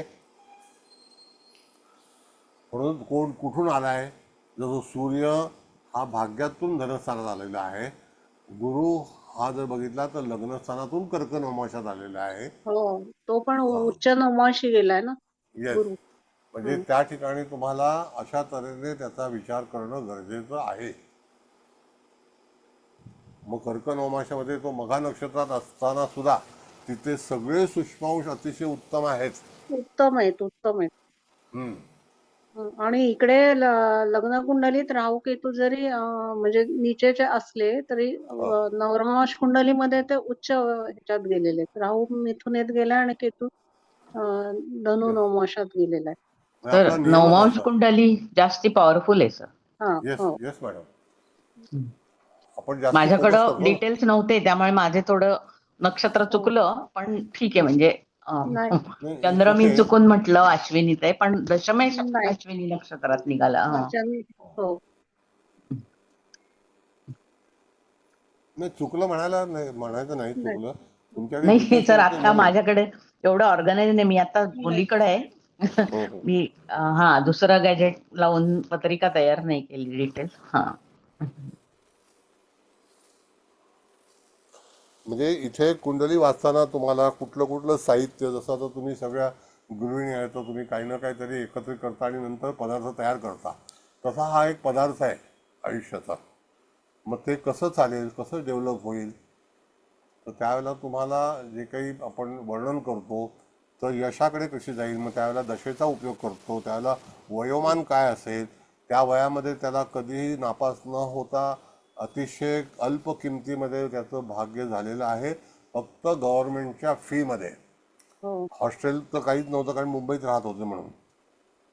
म्हणजे तिथे अतिशय कमीत कमी फी भरून यश मिळवलेलं आहे. ते यश कशामुळे झालं तर मुख्य गुरु रवी यांचा नवपंचम, चंद्राचा नवपंचम आणि शुक्राचा नवपंचम. म्हणजे लग्नेश हा जो आहे तो सिंहराशीत, त्याच्या वरती गुरुची दृष्टी आहे. जेव्हा लग्नेश गुरुच्या योगात असतो किंवा दृष्टीत असतो त्यावेळेला त्या जातकाच्या जीवनामध्ये निश्चितच सपोर्ट मिळतं आपल्या करिअरसाठी. प्रत्येक मनुष्य जीव जो जन्माला येतो तर गुरुला जीवकारक म्हटलेला आहे, तर तो जीव जो आहे तो डेव्हलप होईल तर त्याची प्रगती कशी होईल, आणि गुरु हा वाढ करणारा आहे, तर त्याच्यामुळे गुरुचं जे महत्त्व आहे ते ह्याला सगळं काही प्राप्त झालेलं आहे. आणि आता पुढे जाऊन तो किती मोठा अधिकारी होईल हे काही सांगता येत नाही, कारण रिटायरमेंटला डीन पण होऊ शकेल, असं आहे. लग्न वर्गोत्तम आहे सर, होऊ शकेल. Yes yes yes madam. आणि षष्ठस्थानाचा अधिपती षष्ठात आहे, त्याच्यामुळे सरकारकडून अनेक प्रकारचे लाभ हे त्यांना मिळतात. हो. असं आहे. म्हणून नवमाश कुंडली बलवान झालेली आहे. आता नवमाश कुंडलीचा हे पाहताना तुम्हाला त्याचं वर्गीकरण करताना चांगले नवमाश कुठे कुठे आहेत तर सूक्ष्मांश तुमचे पाठ पाहिजेत. जसं की मिथुन, धनु हे सूक्ष्मांश अतिशय चांगले आहेत, कर्क चांगले आहेत, सिंह चांगले आहेत. म्हणजे त्या ठिकाणी एखादा जो नवमाश आहे तस्करांश येऊ शकेल का, तर तो वाईट आहे. इथे बुध जो आहे तो पापांशामध्ये आहे, कळलं का, तर तो मकर नवमाशात आहे. एकाच नक्षत्रामध्ये ग्रह असले तरी त्याच्या 4 वाटण्या होतात, त्याला सूक्ष्मांश म्हटलेलं आहे.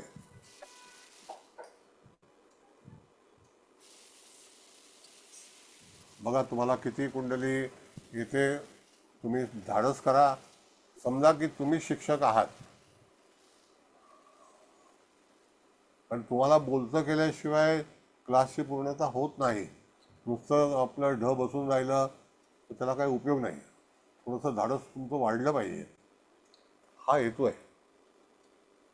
हो सर, साधारण 24व्या वर्षी आपण म्हणतो ना शिक्षण त्यांचं. मग त्यावेळेला गुरु तर येणारच 24व्या वर्षी परत सिंहेत, पण तेव्हा राहू आहे त्याच्याबरोबर.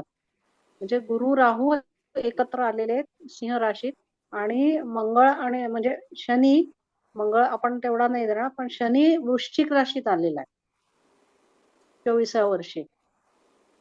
आता कसं आहे, राहू मॅडम निघून तो मिथुन कर्केला जाईल आणि गुरु जो आहे तो कन्येला जाईल. कन्येला जाईल. हो, समोर समसप्तक होतो ना त्यावेळेला. हो म्हणजे हो. पण म्हणजे ते पण त्यावेळेला 24व्या वर्षी म्हणजे साधारण शिक्षण पुरं झाल्यानंतर. आता सरकारमध्ये कसं असतं मॅडम, लागल्यानंतर बाउंडिंग असतं आणि तुम्हाला सरकारमध्ये काम करावंच लागतं, बंधनकारक आहे. हो हो सरकारी हॉस्पिटलमध्ये काम हो. करावं लागतं, 1.5 म्हणजे किंवा 2 बंधनामध्ये आहे. वर्ष त्यांना करावंच लागतं करावंच कुठेतरी लागतं, जाऊन. नियम आहे. Yeah. तुम्ही जगात कुठेही शिकून आलात तरी सुद्धा तुम्हाला हो 2-3 हो वर्ष तर करावेच लागतात, असं आहे. तर तो एक फायदेशीर भाग आहे. फायदेशीर. तर एक विचारू का? येस मॅडम, बोला ना. त्यांचा विवाह योग उशिरा आहे असं मला वाटतंय. लग्न झालंय का यांचं? हा, विवाह झालेला आहे. बरं. हा, विवाह मला वाटतं 32व्या वर्षीच झालेला आहे. आता बघा. हा, म्हणजे 30च्या नंतर थोडं हो. आत्ताच झाला, म्हणजे फार दिवस नाही चालले असं मला म्हणायचं. ओके. म्हणजे आता 92चा जन्म आहे ना मॅडम. हा, म्हणजे तो 33 वर्षाचा आहे. येस. तर मग 32 म्हणजे बरोबर आहे की 30 नंतर किंवा शनिवारनं शनीचं प्रमाण पूर्ण झाल्यानंतरच. येस, आता बघा ना, शनी महाराज होते मकरेला तेव्हा करोना हम्म. झाला आणि त्यानंतर हा विवाह झाला. सप्तमातून शनी जात होता त्यावेळेला. हा, त्याच्यानंतर झालं असणार. करेक्ट. येस. नाही, ह्या तारखा पण आपल्याला करायच्या आहेत, शिकवायच्या आहेत. आता बरेचसे विषय जे आहेत, ज्याला आपण म्हणतो विवाह, वैवाहिक जीवन, हे सुद्धा करायचं आहे. म्हणजे निरनिराळे विषय आपण आणतो. षोडशोपचार, सर एक षडवर्ग. विचारू. हा, येस मॅडम, बोला. सर सिंहस्थ गुरु बद्दल थोडंसं सांगू शकाल का? म्हणजे वैवाहिक सौख्याच्या दृष्टीने, आता हा बाकीच्या दृष्टीने ह्या जातकाला खूप चांगला उपयोगी ठरलेला आहे. हं. पण वैवाहिक सौख्याच्या दृष्टीने जेव्हा आपण सिंहस्थ गुरुचा विचार करतो, म्हणजे सिंह राशीत गुरु असताना तो गोचरीचा किंवा मूळ, त्याचे कसे काय परिणाम दाखवतात? म्हणजे हे जर विषयांतर होणार असेल तर तुम्ही नंतर घेतलं तरी नाही नाही चालेल नाही सर. नाही नाही नाही नाही, विषयांतर नाही. तुम्ही विचारलेला प्रश्न अतिशय महत्त्वाचा आहे. मी त्याच्याबद्दल स्पष्टीकरण करून देतो. असे विषय विचारा जेणेकरून लोकांना माहिती पडेल.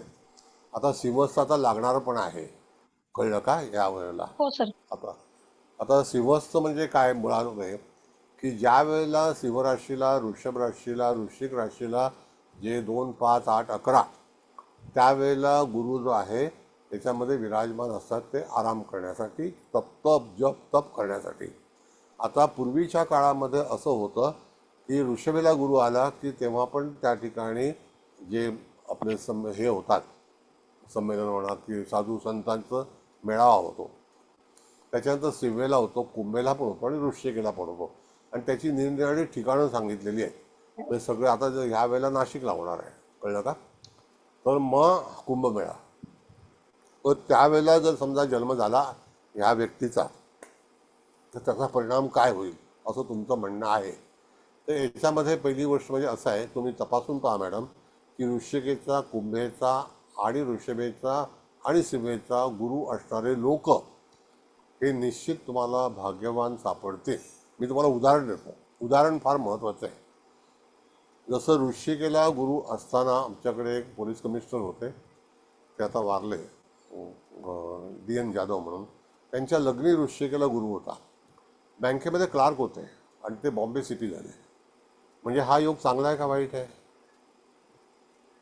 कुलकर्णी मॅडम, चांगलाच आहे सर. चांगला आहे. चांगलाच आहे सर.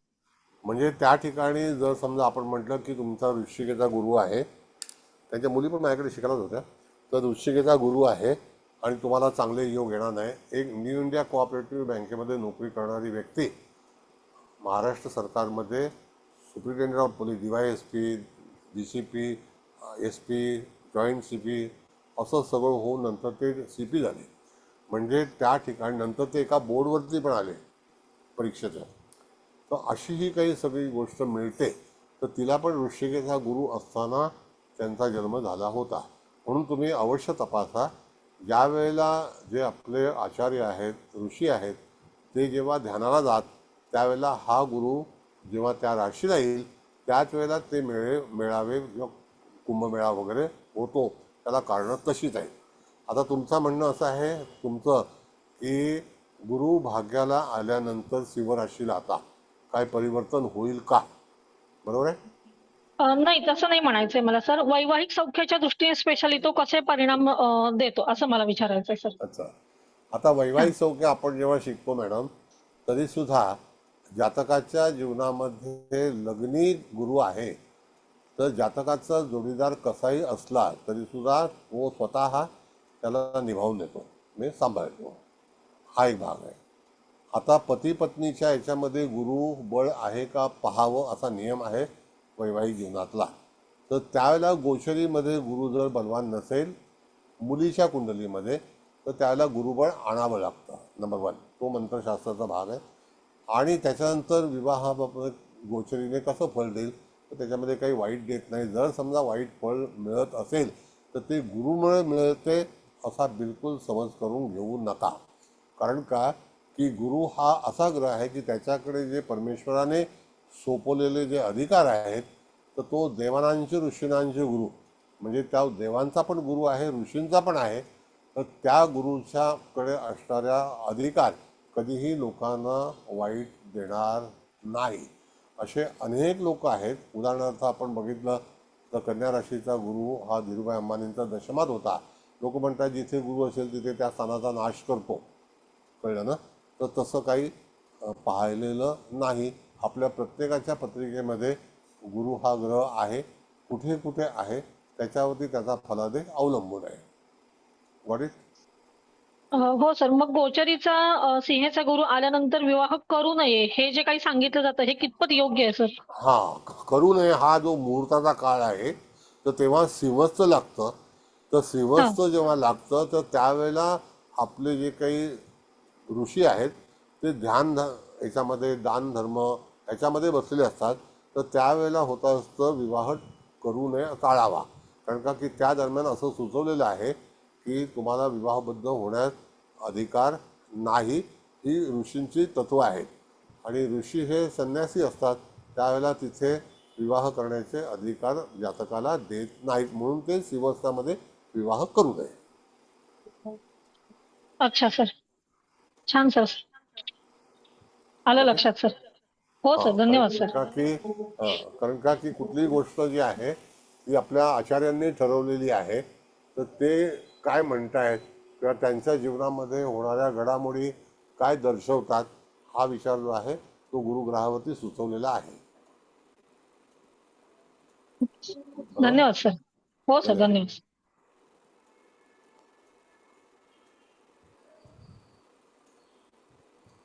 आता सगळ्यांनी व्यवस्थित बोला बोला बोला. हॅलो सर, ते सिंहस्थ गुरु म्हणजे कुठल्या 4 राशी सांगितल्या त्या परत एकदा सांगाल का? 2, 5, 8, 11. ओके. वृषभ, सिंह, वृश्चिक आणि कुंभ ह्या स्थिर राशी आहेत. म्हणून स्थिर राशीमध्ये ऋषी जे आहेत तेव्हा गुरु आल्यानंतर त्यांची तपस्या पूर्ण होते. कारण का त्याच्यामध्ये कुठलीही बाधा येत नाही. म्हणून त्यांनी असं सांगितलेलं आहे की तुम्हाला सिंहस्थ असताना लग्नाचा विचार करू नका. पण हे आधुनिक युग आहे त्याला ते लोक मानत नाहीत.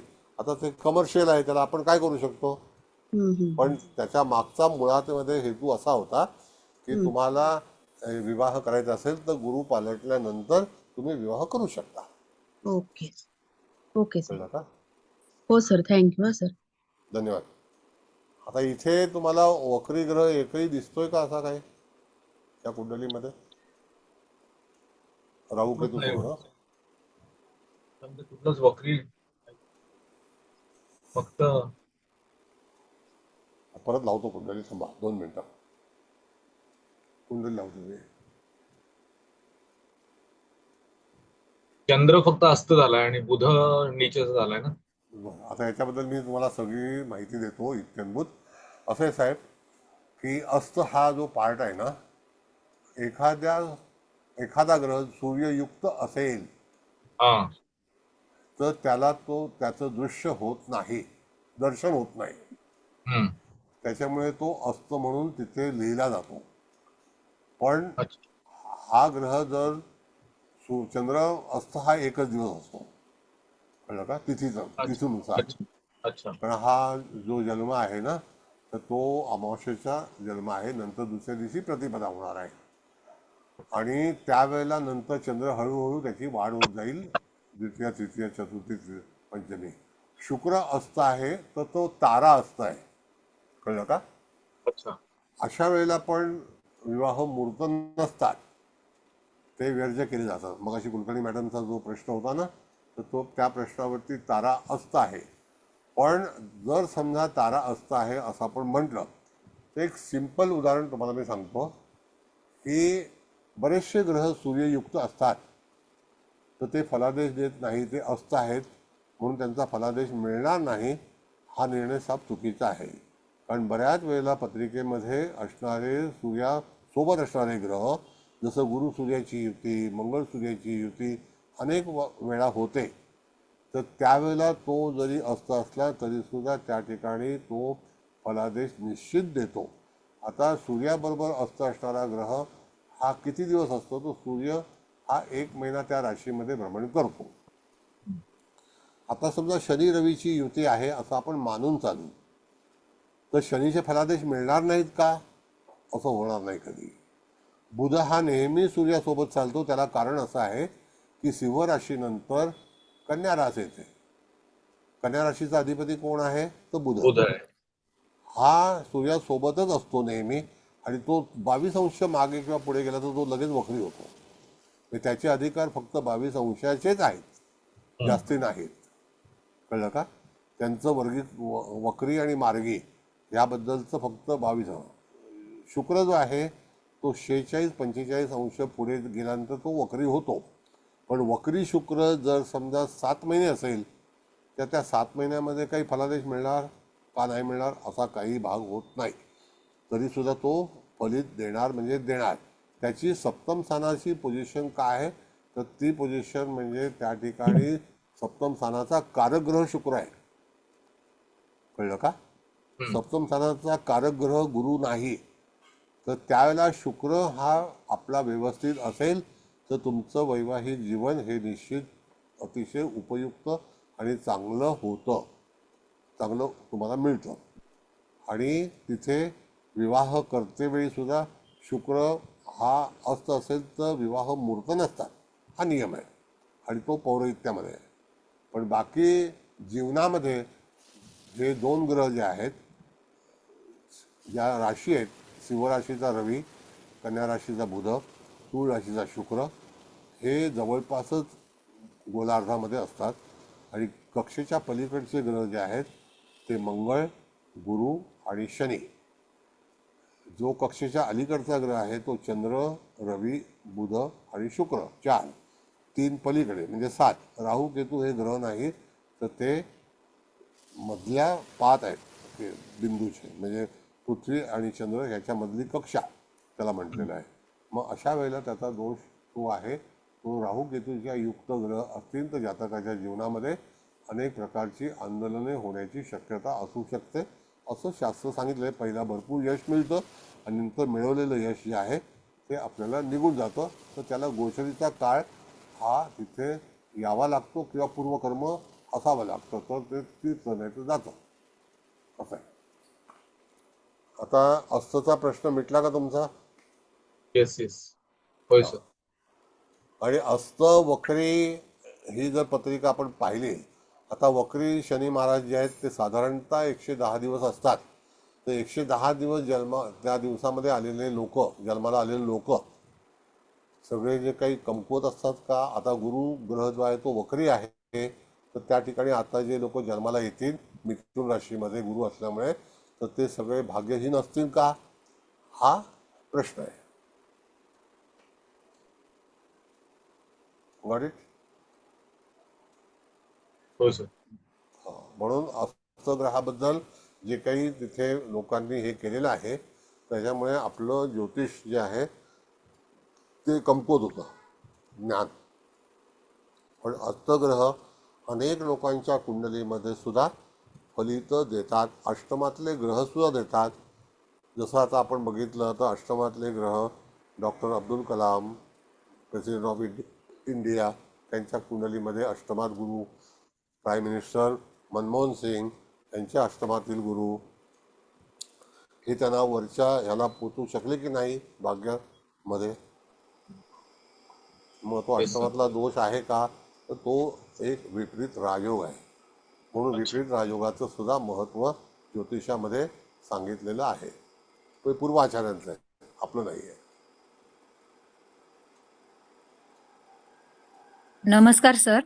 नमस्ते, बोला. कुंडलीचे सगळे मुद्दे झाले ते सांगून, पण मला आता एक असं वाटतंय की आपण डॉक्टर म्हटलं की 6, 8, 12 हा आपलं संबंध हे करतो. तर इथे गुरु पंचमेश आहे. गायनाक म्हणजे संततीशी रिलेटेड पंचम स्थान आहे. गुरु अष्टमेश आपलं मीन राशीचा अधिपती आणि पंचमाचा अधिपती दोन्ही गुरु आहेत आणि वेश चंद्र आहेत. तर मूळ कुंडलीत गुरुने चंद्राला वेध घेतलाय, हे एक आहे. आणि राहूला आपल्याला तिन्ही वेध घेण्याचा अधिकार असतो, राहू केतूला. तर राहू पंचमात असून त्याने बुधाला, अष्टमात बुध आहे त्याला वेध घेतलाय. बाकीच्या सगळ्या अँगल सगळ्या विद्यार्थ्यांनी सांगितलेले आहेत. आता मला हे वेदांचं सांगावं असं वाटलं की डॉक्टर आहेत तर आपण रिलेटेड आहे ह्या स्थानांशी रिलेटेड आणि त्यांच्या अधिपतीशी रिलेटेड हे वेद मूळ कुंडलीत आहे, म्हणून मला वाटतं हे जास्त चांगले गायनाक असू शकतात. बाकी तर आहेतच, आता प्रश्नच कसं नाही. मॅडम की हा खगोलीय भाग तुम्ही सांगितला, इट इज ॲप्रिशिएटेड. कारण का की खगोल सुद्धा तुम्हाला वापरलं पाहिजेच. आणि आपण जेव्हा आता सर्वतोमुखी चक्राच्या बाबतीत विचार करतो त्यावेळेला वेदकर्ता ग्रह आणि वेद घेणारा ग्रह आकाशामध्ये काय स्थितीमध्ये असतो आणि किती काळासाठी तो वेध घेणार असतो. जसं राहूचा वेध जो आहे तो 62 दिवसाचा आहे, कळलं का? आणि त्याला तिन्ही वेध घेण्याचे अधिकार आहेत. तो ज्याला वेध घेणार असेल तर तो ग्रह कोण आहे, तो त्या ठिकाणी दुःखी होणार आहे का सुखी होणार आहे? हवा राहू तर दुःखीच करतो, पण आता इथे डॉक्टर सर्जन आहेत तर त्यांच्यासाठी ते स्किल आहे. बुध आता तसा पण आपण तृतीय स्थान मधून हात बघतो, निसर्ग कुंडलीची मिथुन रास आहे तिथे पण हात बघतो, मग त्याचा स्वामी बुध, म्हणून राहूने बुधाला वेध घेतला आणि बुध अष्टमात आहे. हे असं आपण या कुंडलीसाठी म्हणू शकतो. चांगलं सांगतो मी, त्याचं उदाहरण पण सांगतो तुम्हाला. आता जसं की जन्माच्या वेळेला आकाशामध्ये वेध घेण्याच्या स्थितीचा फलादेश आणि वर्तमान काळामध्ये वेध घेण्याच्या स्थितीचा फलादेशामध्ये अंतर आहे. कसं तर तो राहू बुधाला एनर्जी प्रोव्हाइड केली आणि त्यावेळेला जातकाचा जन्म झाला. Got it? म्हणजे ज्या वेळेला राहू बुधाला वेध घेत होता त्यावेळेला जातकाचा जन्म झाला.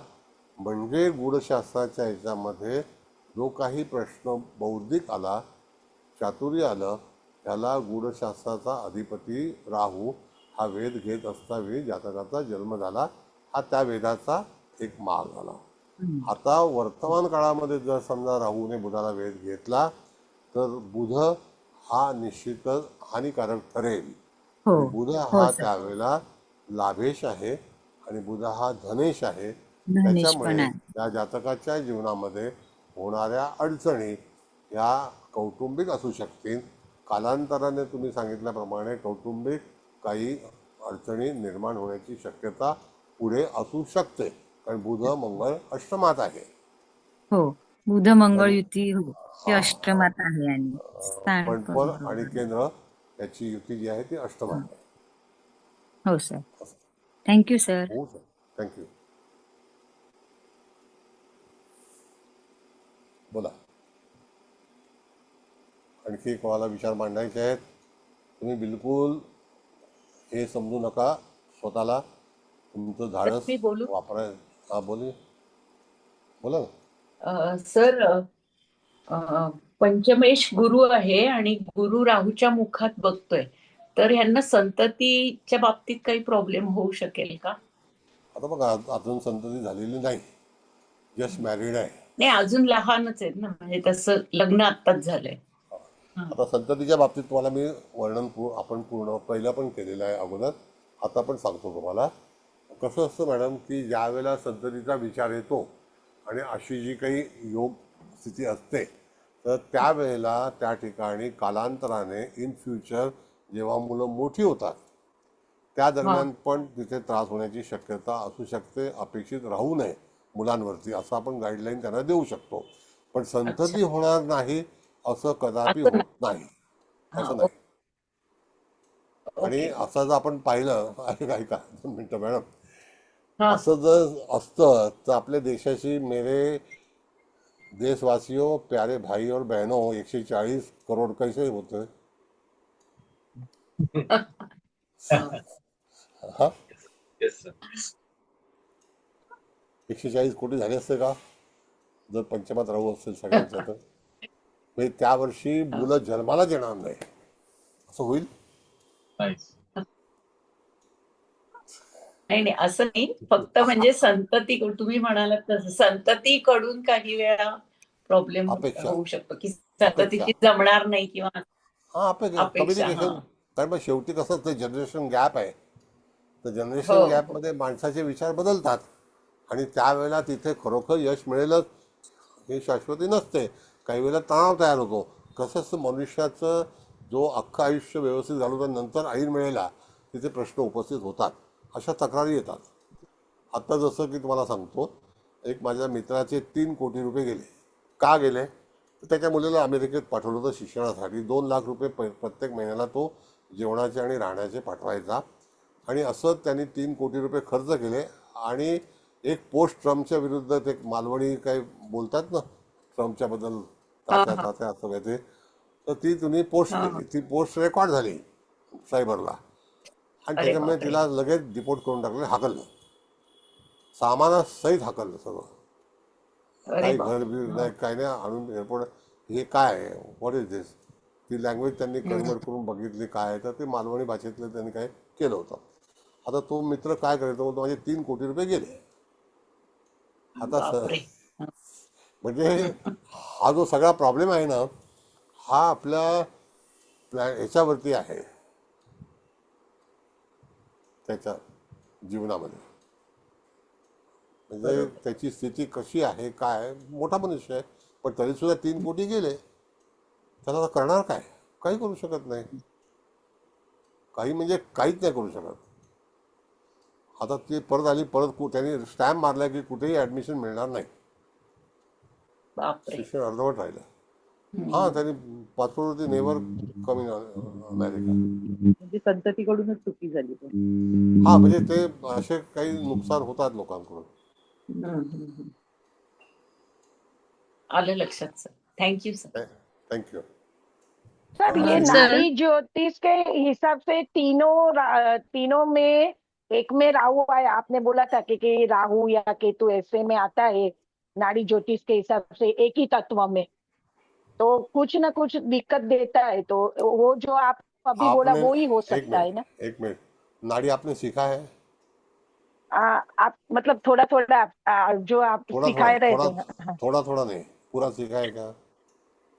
हाँ मैंने जब भी नाड़ी सिखाया था तभी राहु केतु का उल्लेख नहीं किया था, समझ गए? 7 ग्रह का हमने सोचा था, और वो भी हाँ अकॉर्डिंग टू डिग्री, कौन सा ग्रह फॉरवर्डेड है, कौन सा ग्रह रेट्रोगेट है या रिटायर है, तो उस आधार पर फलित मिलता है. तो उसमें हमने 7 ग्रह सिखाए थे, 9 ग्रह नहीं सिखाए थे, समझ गए? हाँ हाँ Yes. सर, मेरा मिस्टेक हो गया, नाड़ी नहीं तत्व बोलने के बदले में नाड़ी बोल गई. हाँ तत्व एक ही तत्व में तीनों है ना? हाँ. हाँ, तो उसके हिसाब से मैं पूछ रही हूँ कि सर राहु उसमें क्या भाग लेगा, तो जो आपने अभी बोला वो ही होगा ना? वैसे ही है ना, तत्व जो राहु है, तो आपने क्या बताया कि तत्व कौन सा है, तो वो हमारे अग्नि कुंडली के तत्व. अंदर अग्नि हाँ तत्व बढ़ा हुआ है. अच्छा. सुनो, अग्नि तत्वों में ज़्यादा ग्रह होने से अग्नि तत्वों को पावर है, हमारे तत्व के अनुसार आता है. गुरु आकाश तत्व का है, लेकिन वो अग्नि राशि में आया है, हाँ समझ गए? हाँ मंगल अग्नि तत्व है, रवि अग्नि तत्व है, बुध वायु तत्व है, ये चीज़ है, समझ गए? तो वो ग्रह की तत्व अलग है और राशि की तत्व अलग है. ये ओके कुंडली सर. सीखो. अच्छा, दुसरा आणखी कोणाला विचारायचं आहे? आता 9 वाजलेले आहेत. कोणाला भूमिका मांडायची आहे? नंतर मग हळदणकर मॅडम समारोप करतील. पाटील मॅडम, पुन्हा एकदा तुम्हाला धन्यवाद, तुम्ही रेकॉर्डिंग केल्याबद्दल. नाही सर, धन्यवाद देऊ नका. तर आणि मागे तुम्ही सांगितलं होतं तसं रवी, चंद्र आणि लग्न तिन्ही एकाच तत्वात आहे. हो ते हो, ह्या कुंडलीचं सगळ्यात महत्वाचं. Yes yes. त्याच्यामध्ये कसं आहे मॅडम, लग्न तत्व जे आहे ते सूर्याचं अग्नितत्व आहे. हा पण मुद्दा फार महत्त्वाचा आहे, तुम्ही आता सांगितलं तो, की चंद्र, रवी आणि लग्न तत्व हे जर एकच असेल तर त्या जातकाला एक मोठा राजयोग तयार होतो. आणि तसाच राजयोग जो आहे तो मी वारंवार सांगितलेला आहे, मायावतीच्या कुंडलीमध्ये पण होता, आहे आणि मुलायमसिंग यादवांच्या कुंडलीमध्ये पण होता, धीरूभाई अंबानींच्या कुंडलीमध्ये पण होता. मग अशा वेळेला त्या ठिकाणी जातक हा त्या स्थितीतून किती उंचावर गेला, सक्सेस मिळालं, यशस्वी झाला, त्याला कारण काय की ग्रहस्थिती तशी होती म्हणून. तुमचा विचार बरोबर आहे, आपण शिकवलो आहे. Thank you sir. मग ती त्रिकोणात झालेली युती आहे, तर ती त्रिकोणातली युती एका तत्वात झालेली आहे. लग्नसुद्धा सेम, चंद्रसुद्धा सेम आणि सूर्यसुद्धा सेम. तर त्या ठिकाणी त्या पत्रिकेला एक वेटेज तयार होतं असं आहे. एनिवे, आणखी कोणाला काय बोलायचं आहे? आता 9 वाजलेले आहेत. पुन्हा उद्या कदाचित, आता कल्पना नाही उद्या कुवल मॅडम आता किती फ्री आहेत त्याप्रमाणे त्या क्लास घेतील. आणखी बोला, आपल्याला सोमवारचा आपला ह्याचा क्लास आहे स्विचवरचा.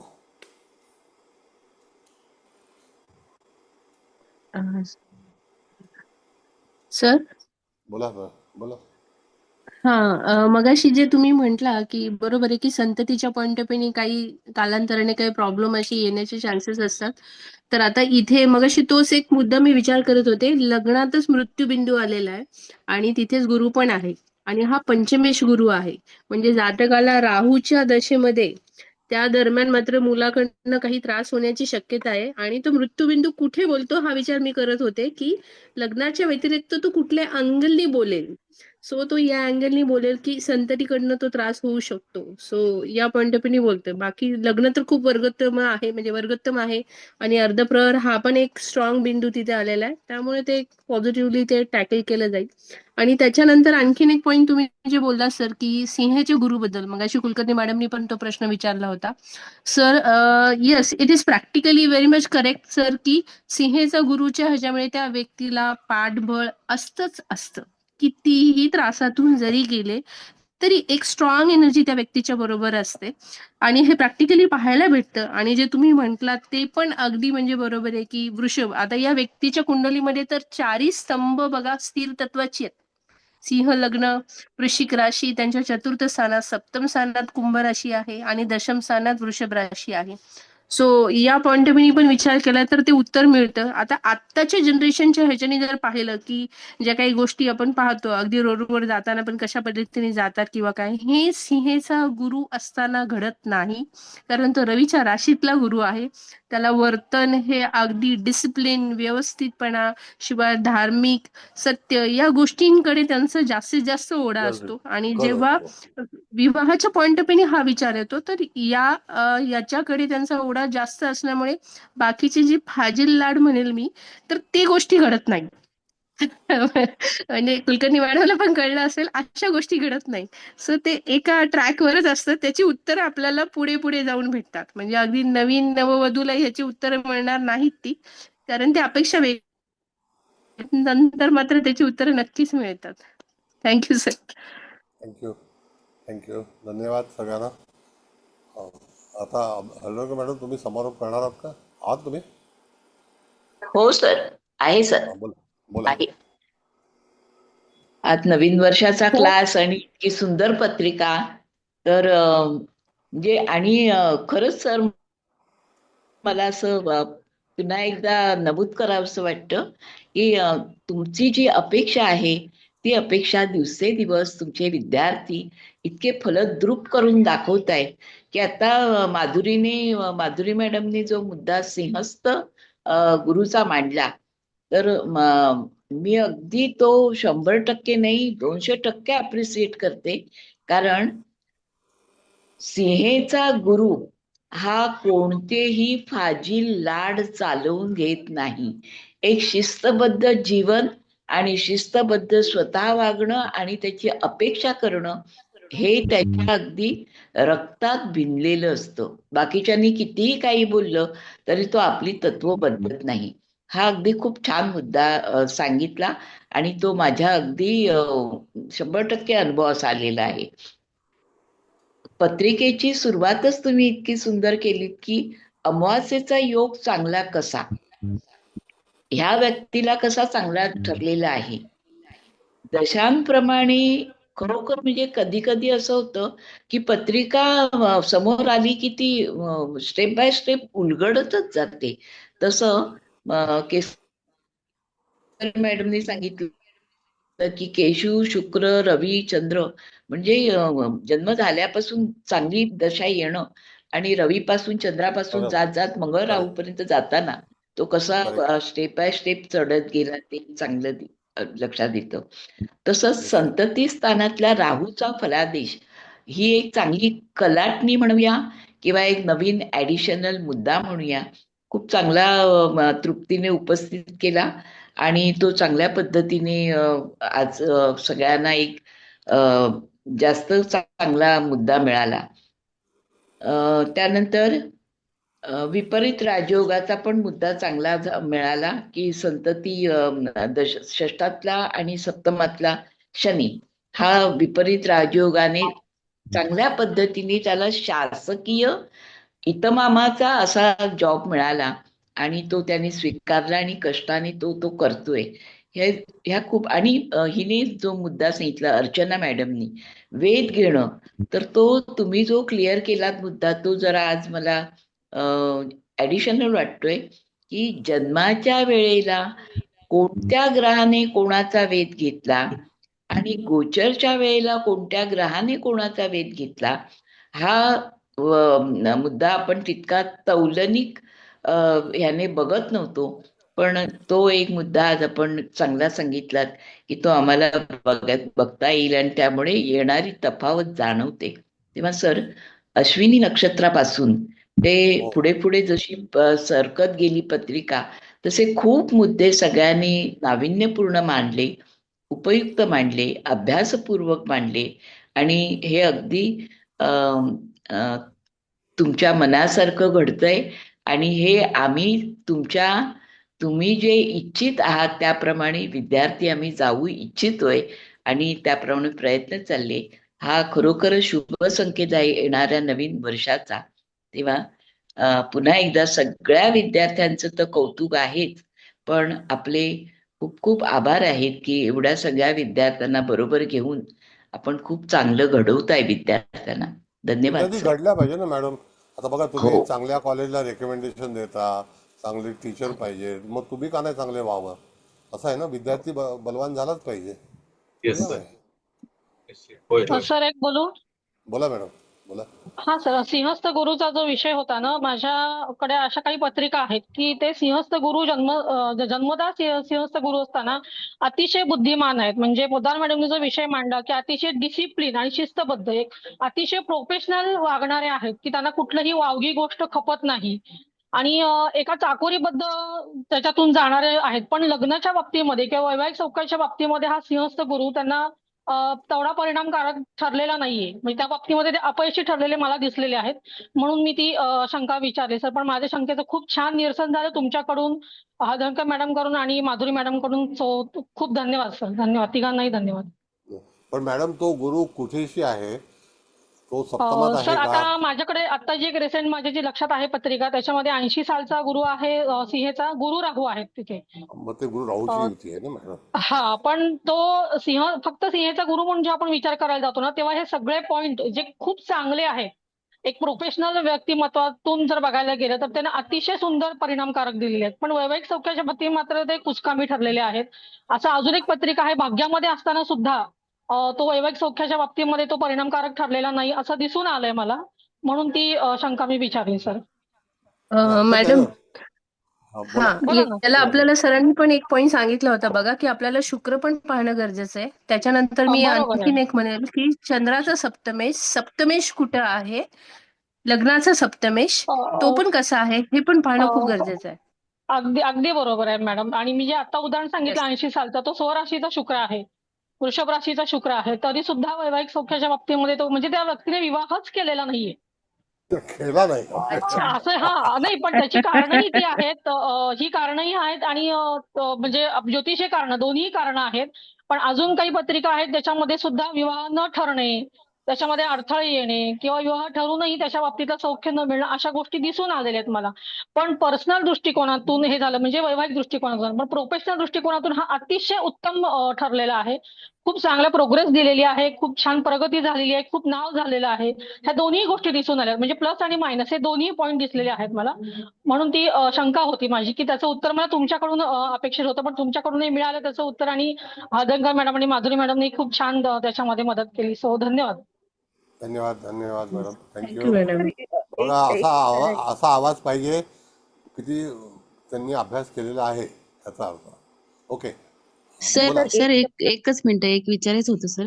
सर आता हे आपण सिंहस्थ गुरुचं असं म्हटलं, तर मग आता ह्या तिन्ही ज्या पुढच्या चारही राशी आहेत, म्हणजे सिंहेचा गुरु, वृषभेचा गुरु, वृश्चिकेचा गुरु आणि कुंभेचा गुरु, मग ह्या चारही राशींना हे लागू होतं का? म्हणजे आत्ताचं जे हो डिस्कशन आपलं हो झालं. हो हो. पण आता ओके गंमत ओके. अशी आहे मॅडम की मी समज हा सांगितलं की तपश्चर्यासाठी येणारे ऋषी ह्या राशीमध्ये गुरु आल्यानंतर ते विराजमान होतात. तर त्याकरता म्हणून विवाह सोहळा करू नये. ओके. म्हणजे त्या ठिकाणी पूर्वी कसं असायचं, शिवाच्या मंदिराच्या बाजूलाच हे हॉल वगैरे असायचे आणि ऋषी जेव्हा येतील तर त्यावेळेला हे सगळं गोंधळ चालले. आता बघा, नाशिकला आत्तापासून तयारी झालेली आहे. हो अजून हो करकेला पण गुरु आला नाही, पण नाशिकला तयारी सुरू झालेली आहे. तयारी. तर त्या हो सर. ह्याच्यामध्ये गोंधळ होऊ नये म्हणून त्या ठिकाणी वर्ज्य केलेला आहे. आता हो. कुलकर्णी मॅडमने सांगितलेलं परफेक्ट आहे, ते वाईट नाही. म्हणजे ओके. त्यांचा 80 सालचा जो अनुभव आहे तो बरोबर आहे. 80 सालाच्या ह्याच्यामध्ये नोव्हेंबर ऑनवर्ड तो सिव्हेला गुरु आला होता. अच्छा. 80 साली. हो सर. धन्यवाद असं सर. आहे. धन्यवाद. हो. बोला, आता झालं. आता उद्या बघूया क्लासचं काय करायचं ते. सर धन्यवाद एक सगळ्यांना. फक्त प्रश्न विचारू का? एक प्रश्न हा, बोला विचारू. बोला बोला. म्हणजे मला अजून काही एवढं नॉलेज नाही आहे मॅडम. इथे सगळे एकापेक्षा एक खूप हुशार आहेत तुमच्या हाताखाली जर तयार झालेले. तर ते बघूनच मला टेन्शन येतं की नाही, आपलं नॉलेज टेन्शन काय कधी एवढं होईल. म्हणजे खरंच होईल म्हणजे होईल. मला वाटतं की ज्या प्रकारे हे सगळे पहिल्यापासून शिकल्यात ना तुमच्याकडे, तर त्यांना योग्य मार्ग आणि परफेक्ट म्हणजे ते जात आलेत. म्हणजे आम्ही सहसा चाचपडत राहिलो असं वाटायला लागलं आता मी हे सगळं बघून. तर मला विचारायचं, ही ज्या व्यक्तीची कुंडली आहे तर त्याचं म्हणजे परदेशात जर तो जाण्याचं त्याचं काय असू शकतं? म्हणजे जर तो परदेशामध्ये यशस्वी होऊ शकतं का? का त्याचं व्ययश म्हणजे भाग्यात आहे किंवा आणि मग सांगतो. त्याचं जे शासकीय मध्ये तो चांगलं जे करू शकतो जे षष्ठ स्थानावरून, तर ते मग तेव्हा ऍक्टिव्ह होऊ शकतं का? ते पण मला विचारायचं. आता असं आहे मॅडम, चंद्र शुक्राची युती, चंद्र 12व्या स्थानाचा अधिपती आहे. परदेशात करमणुकीसाठी, पिकनिकसाठी किंवा निसर्गासाठी व्यक्ती जाऊ शकते, पण नोकरीसाठी जाऊ शकणार नाही. कारण का आत्ता तो अतिशय चांगल्यापैकी तिथे नोकरी आहे. दुसरी गोष्ट की दिवसेंदिवस परिस्थिती परदेशाची अत्यंत वाईट होणार आहे. युरोप तर आत्तापासून फेल व्हायला लागले, अमेरिका पण झालेली आहे. पण परदेशात जाऊन फसण्यापेक्षा न गेलेलं बरं. फक्त टूर्स अँड ट्रॅव्हलमध्ये यदा कदाचित लोक जातील तर जातील, नाही तर जाणार नाहीत. आणि दुसरा भाग असा आहे मॅडम, आत्ता करन्सीचं तुम्हाला सांगतो, इराणमध्ये करन्सीचा रेट जो आहे 1,44,000 एक दिरामला $1. 1,44,000 दिनाम दिल्यानंतर $1 मिळतो. एवढी पुअर स्थिती सगळ्या जगामध्ये लो करन्सी कोणाची आहे तर इराणची आहे. हे सगळं मोठा प्रश्न तयार होणार आहे. त्यांच्याकडे खायला गहू नाही, अन्न नाही, पाऊस नाही आणि डॉलर त्यांना विकत घेऊ शकत नाही. डॉलर त्यांना घ्यायचं असेल तर त्यांची एक गोणीभर पैसे द्यावे लागतात तर होईल, नाही तर होत नाही. एका डॉलरसाठी 1,44,000 काहीच व्हॅल्यू नाही त्याच्या करन्सीला. म्हणजे काहीच वेळ नाही. ते कसे जगतात त्यांचं का माहिती आहे का? ह्यांनी 100 वर्षापूर्वी लोकांवरती अत्याचार केले होते पर्शिया, आणि तो आज भोग त्या प्रांताला मिळतोय. सगळ्या हिंदूंना आणि पारसी लोकांना पळवून लावलं आणि तिथे वादळ निर्माण झालं आणि आज त्याचा परिणाम एवढा मोठा झाला की जग त्यांना कुठेही विचारत नाही, कोणी त्यांच्याकडून वस्तू विकत घेत नाही. तेल आहे ते उत्पादनसुद्धा बंद करण्यात आलेलं आहे. कारण उत्पादन करून करणार काय, विकणार कोणाला, कोणी घ्यायला तयार नाही आहे. बॅन आले, डॉलर दिसत नाही आणि $1 घेऊन गेला तर तुम्हाला एवढी करन्सी मिळते समोरून, पण डॉलर न्यायला पण परमिशन आहे की नाही डाऊटफुल आहे. तर अशा हा तऱ्हेचा जागतिक करंट अफेअर्समधला पार्ट आहे. तर धन्यवाद, तुम्ही सगळेजण उपस्थित राहिलात. पुन्हा उद्या या, आणखी आपले क्लास चालूच राहतील आणि बेसिक जो आहे ज्योतिषशास्त्रीचा तो सुद्धा लवकरच मी सुरू करणार आहे. ओके, कुलकर्णी मॅडम गेल्या का तुम्ही? धन्यवाद सर, छान झाला क्लास.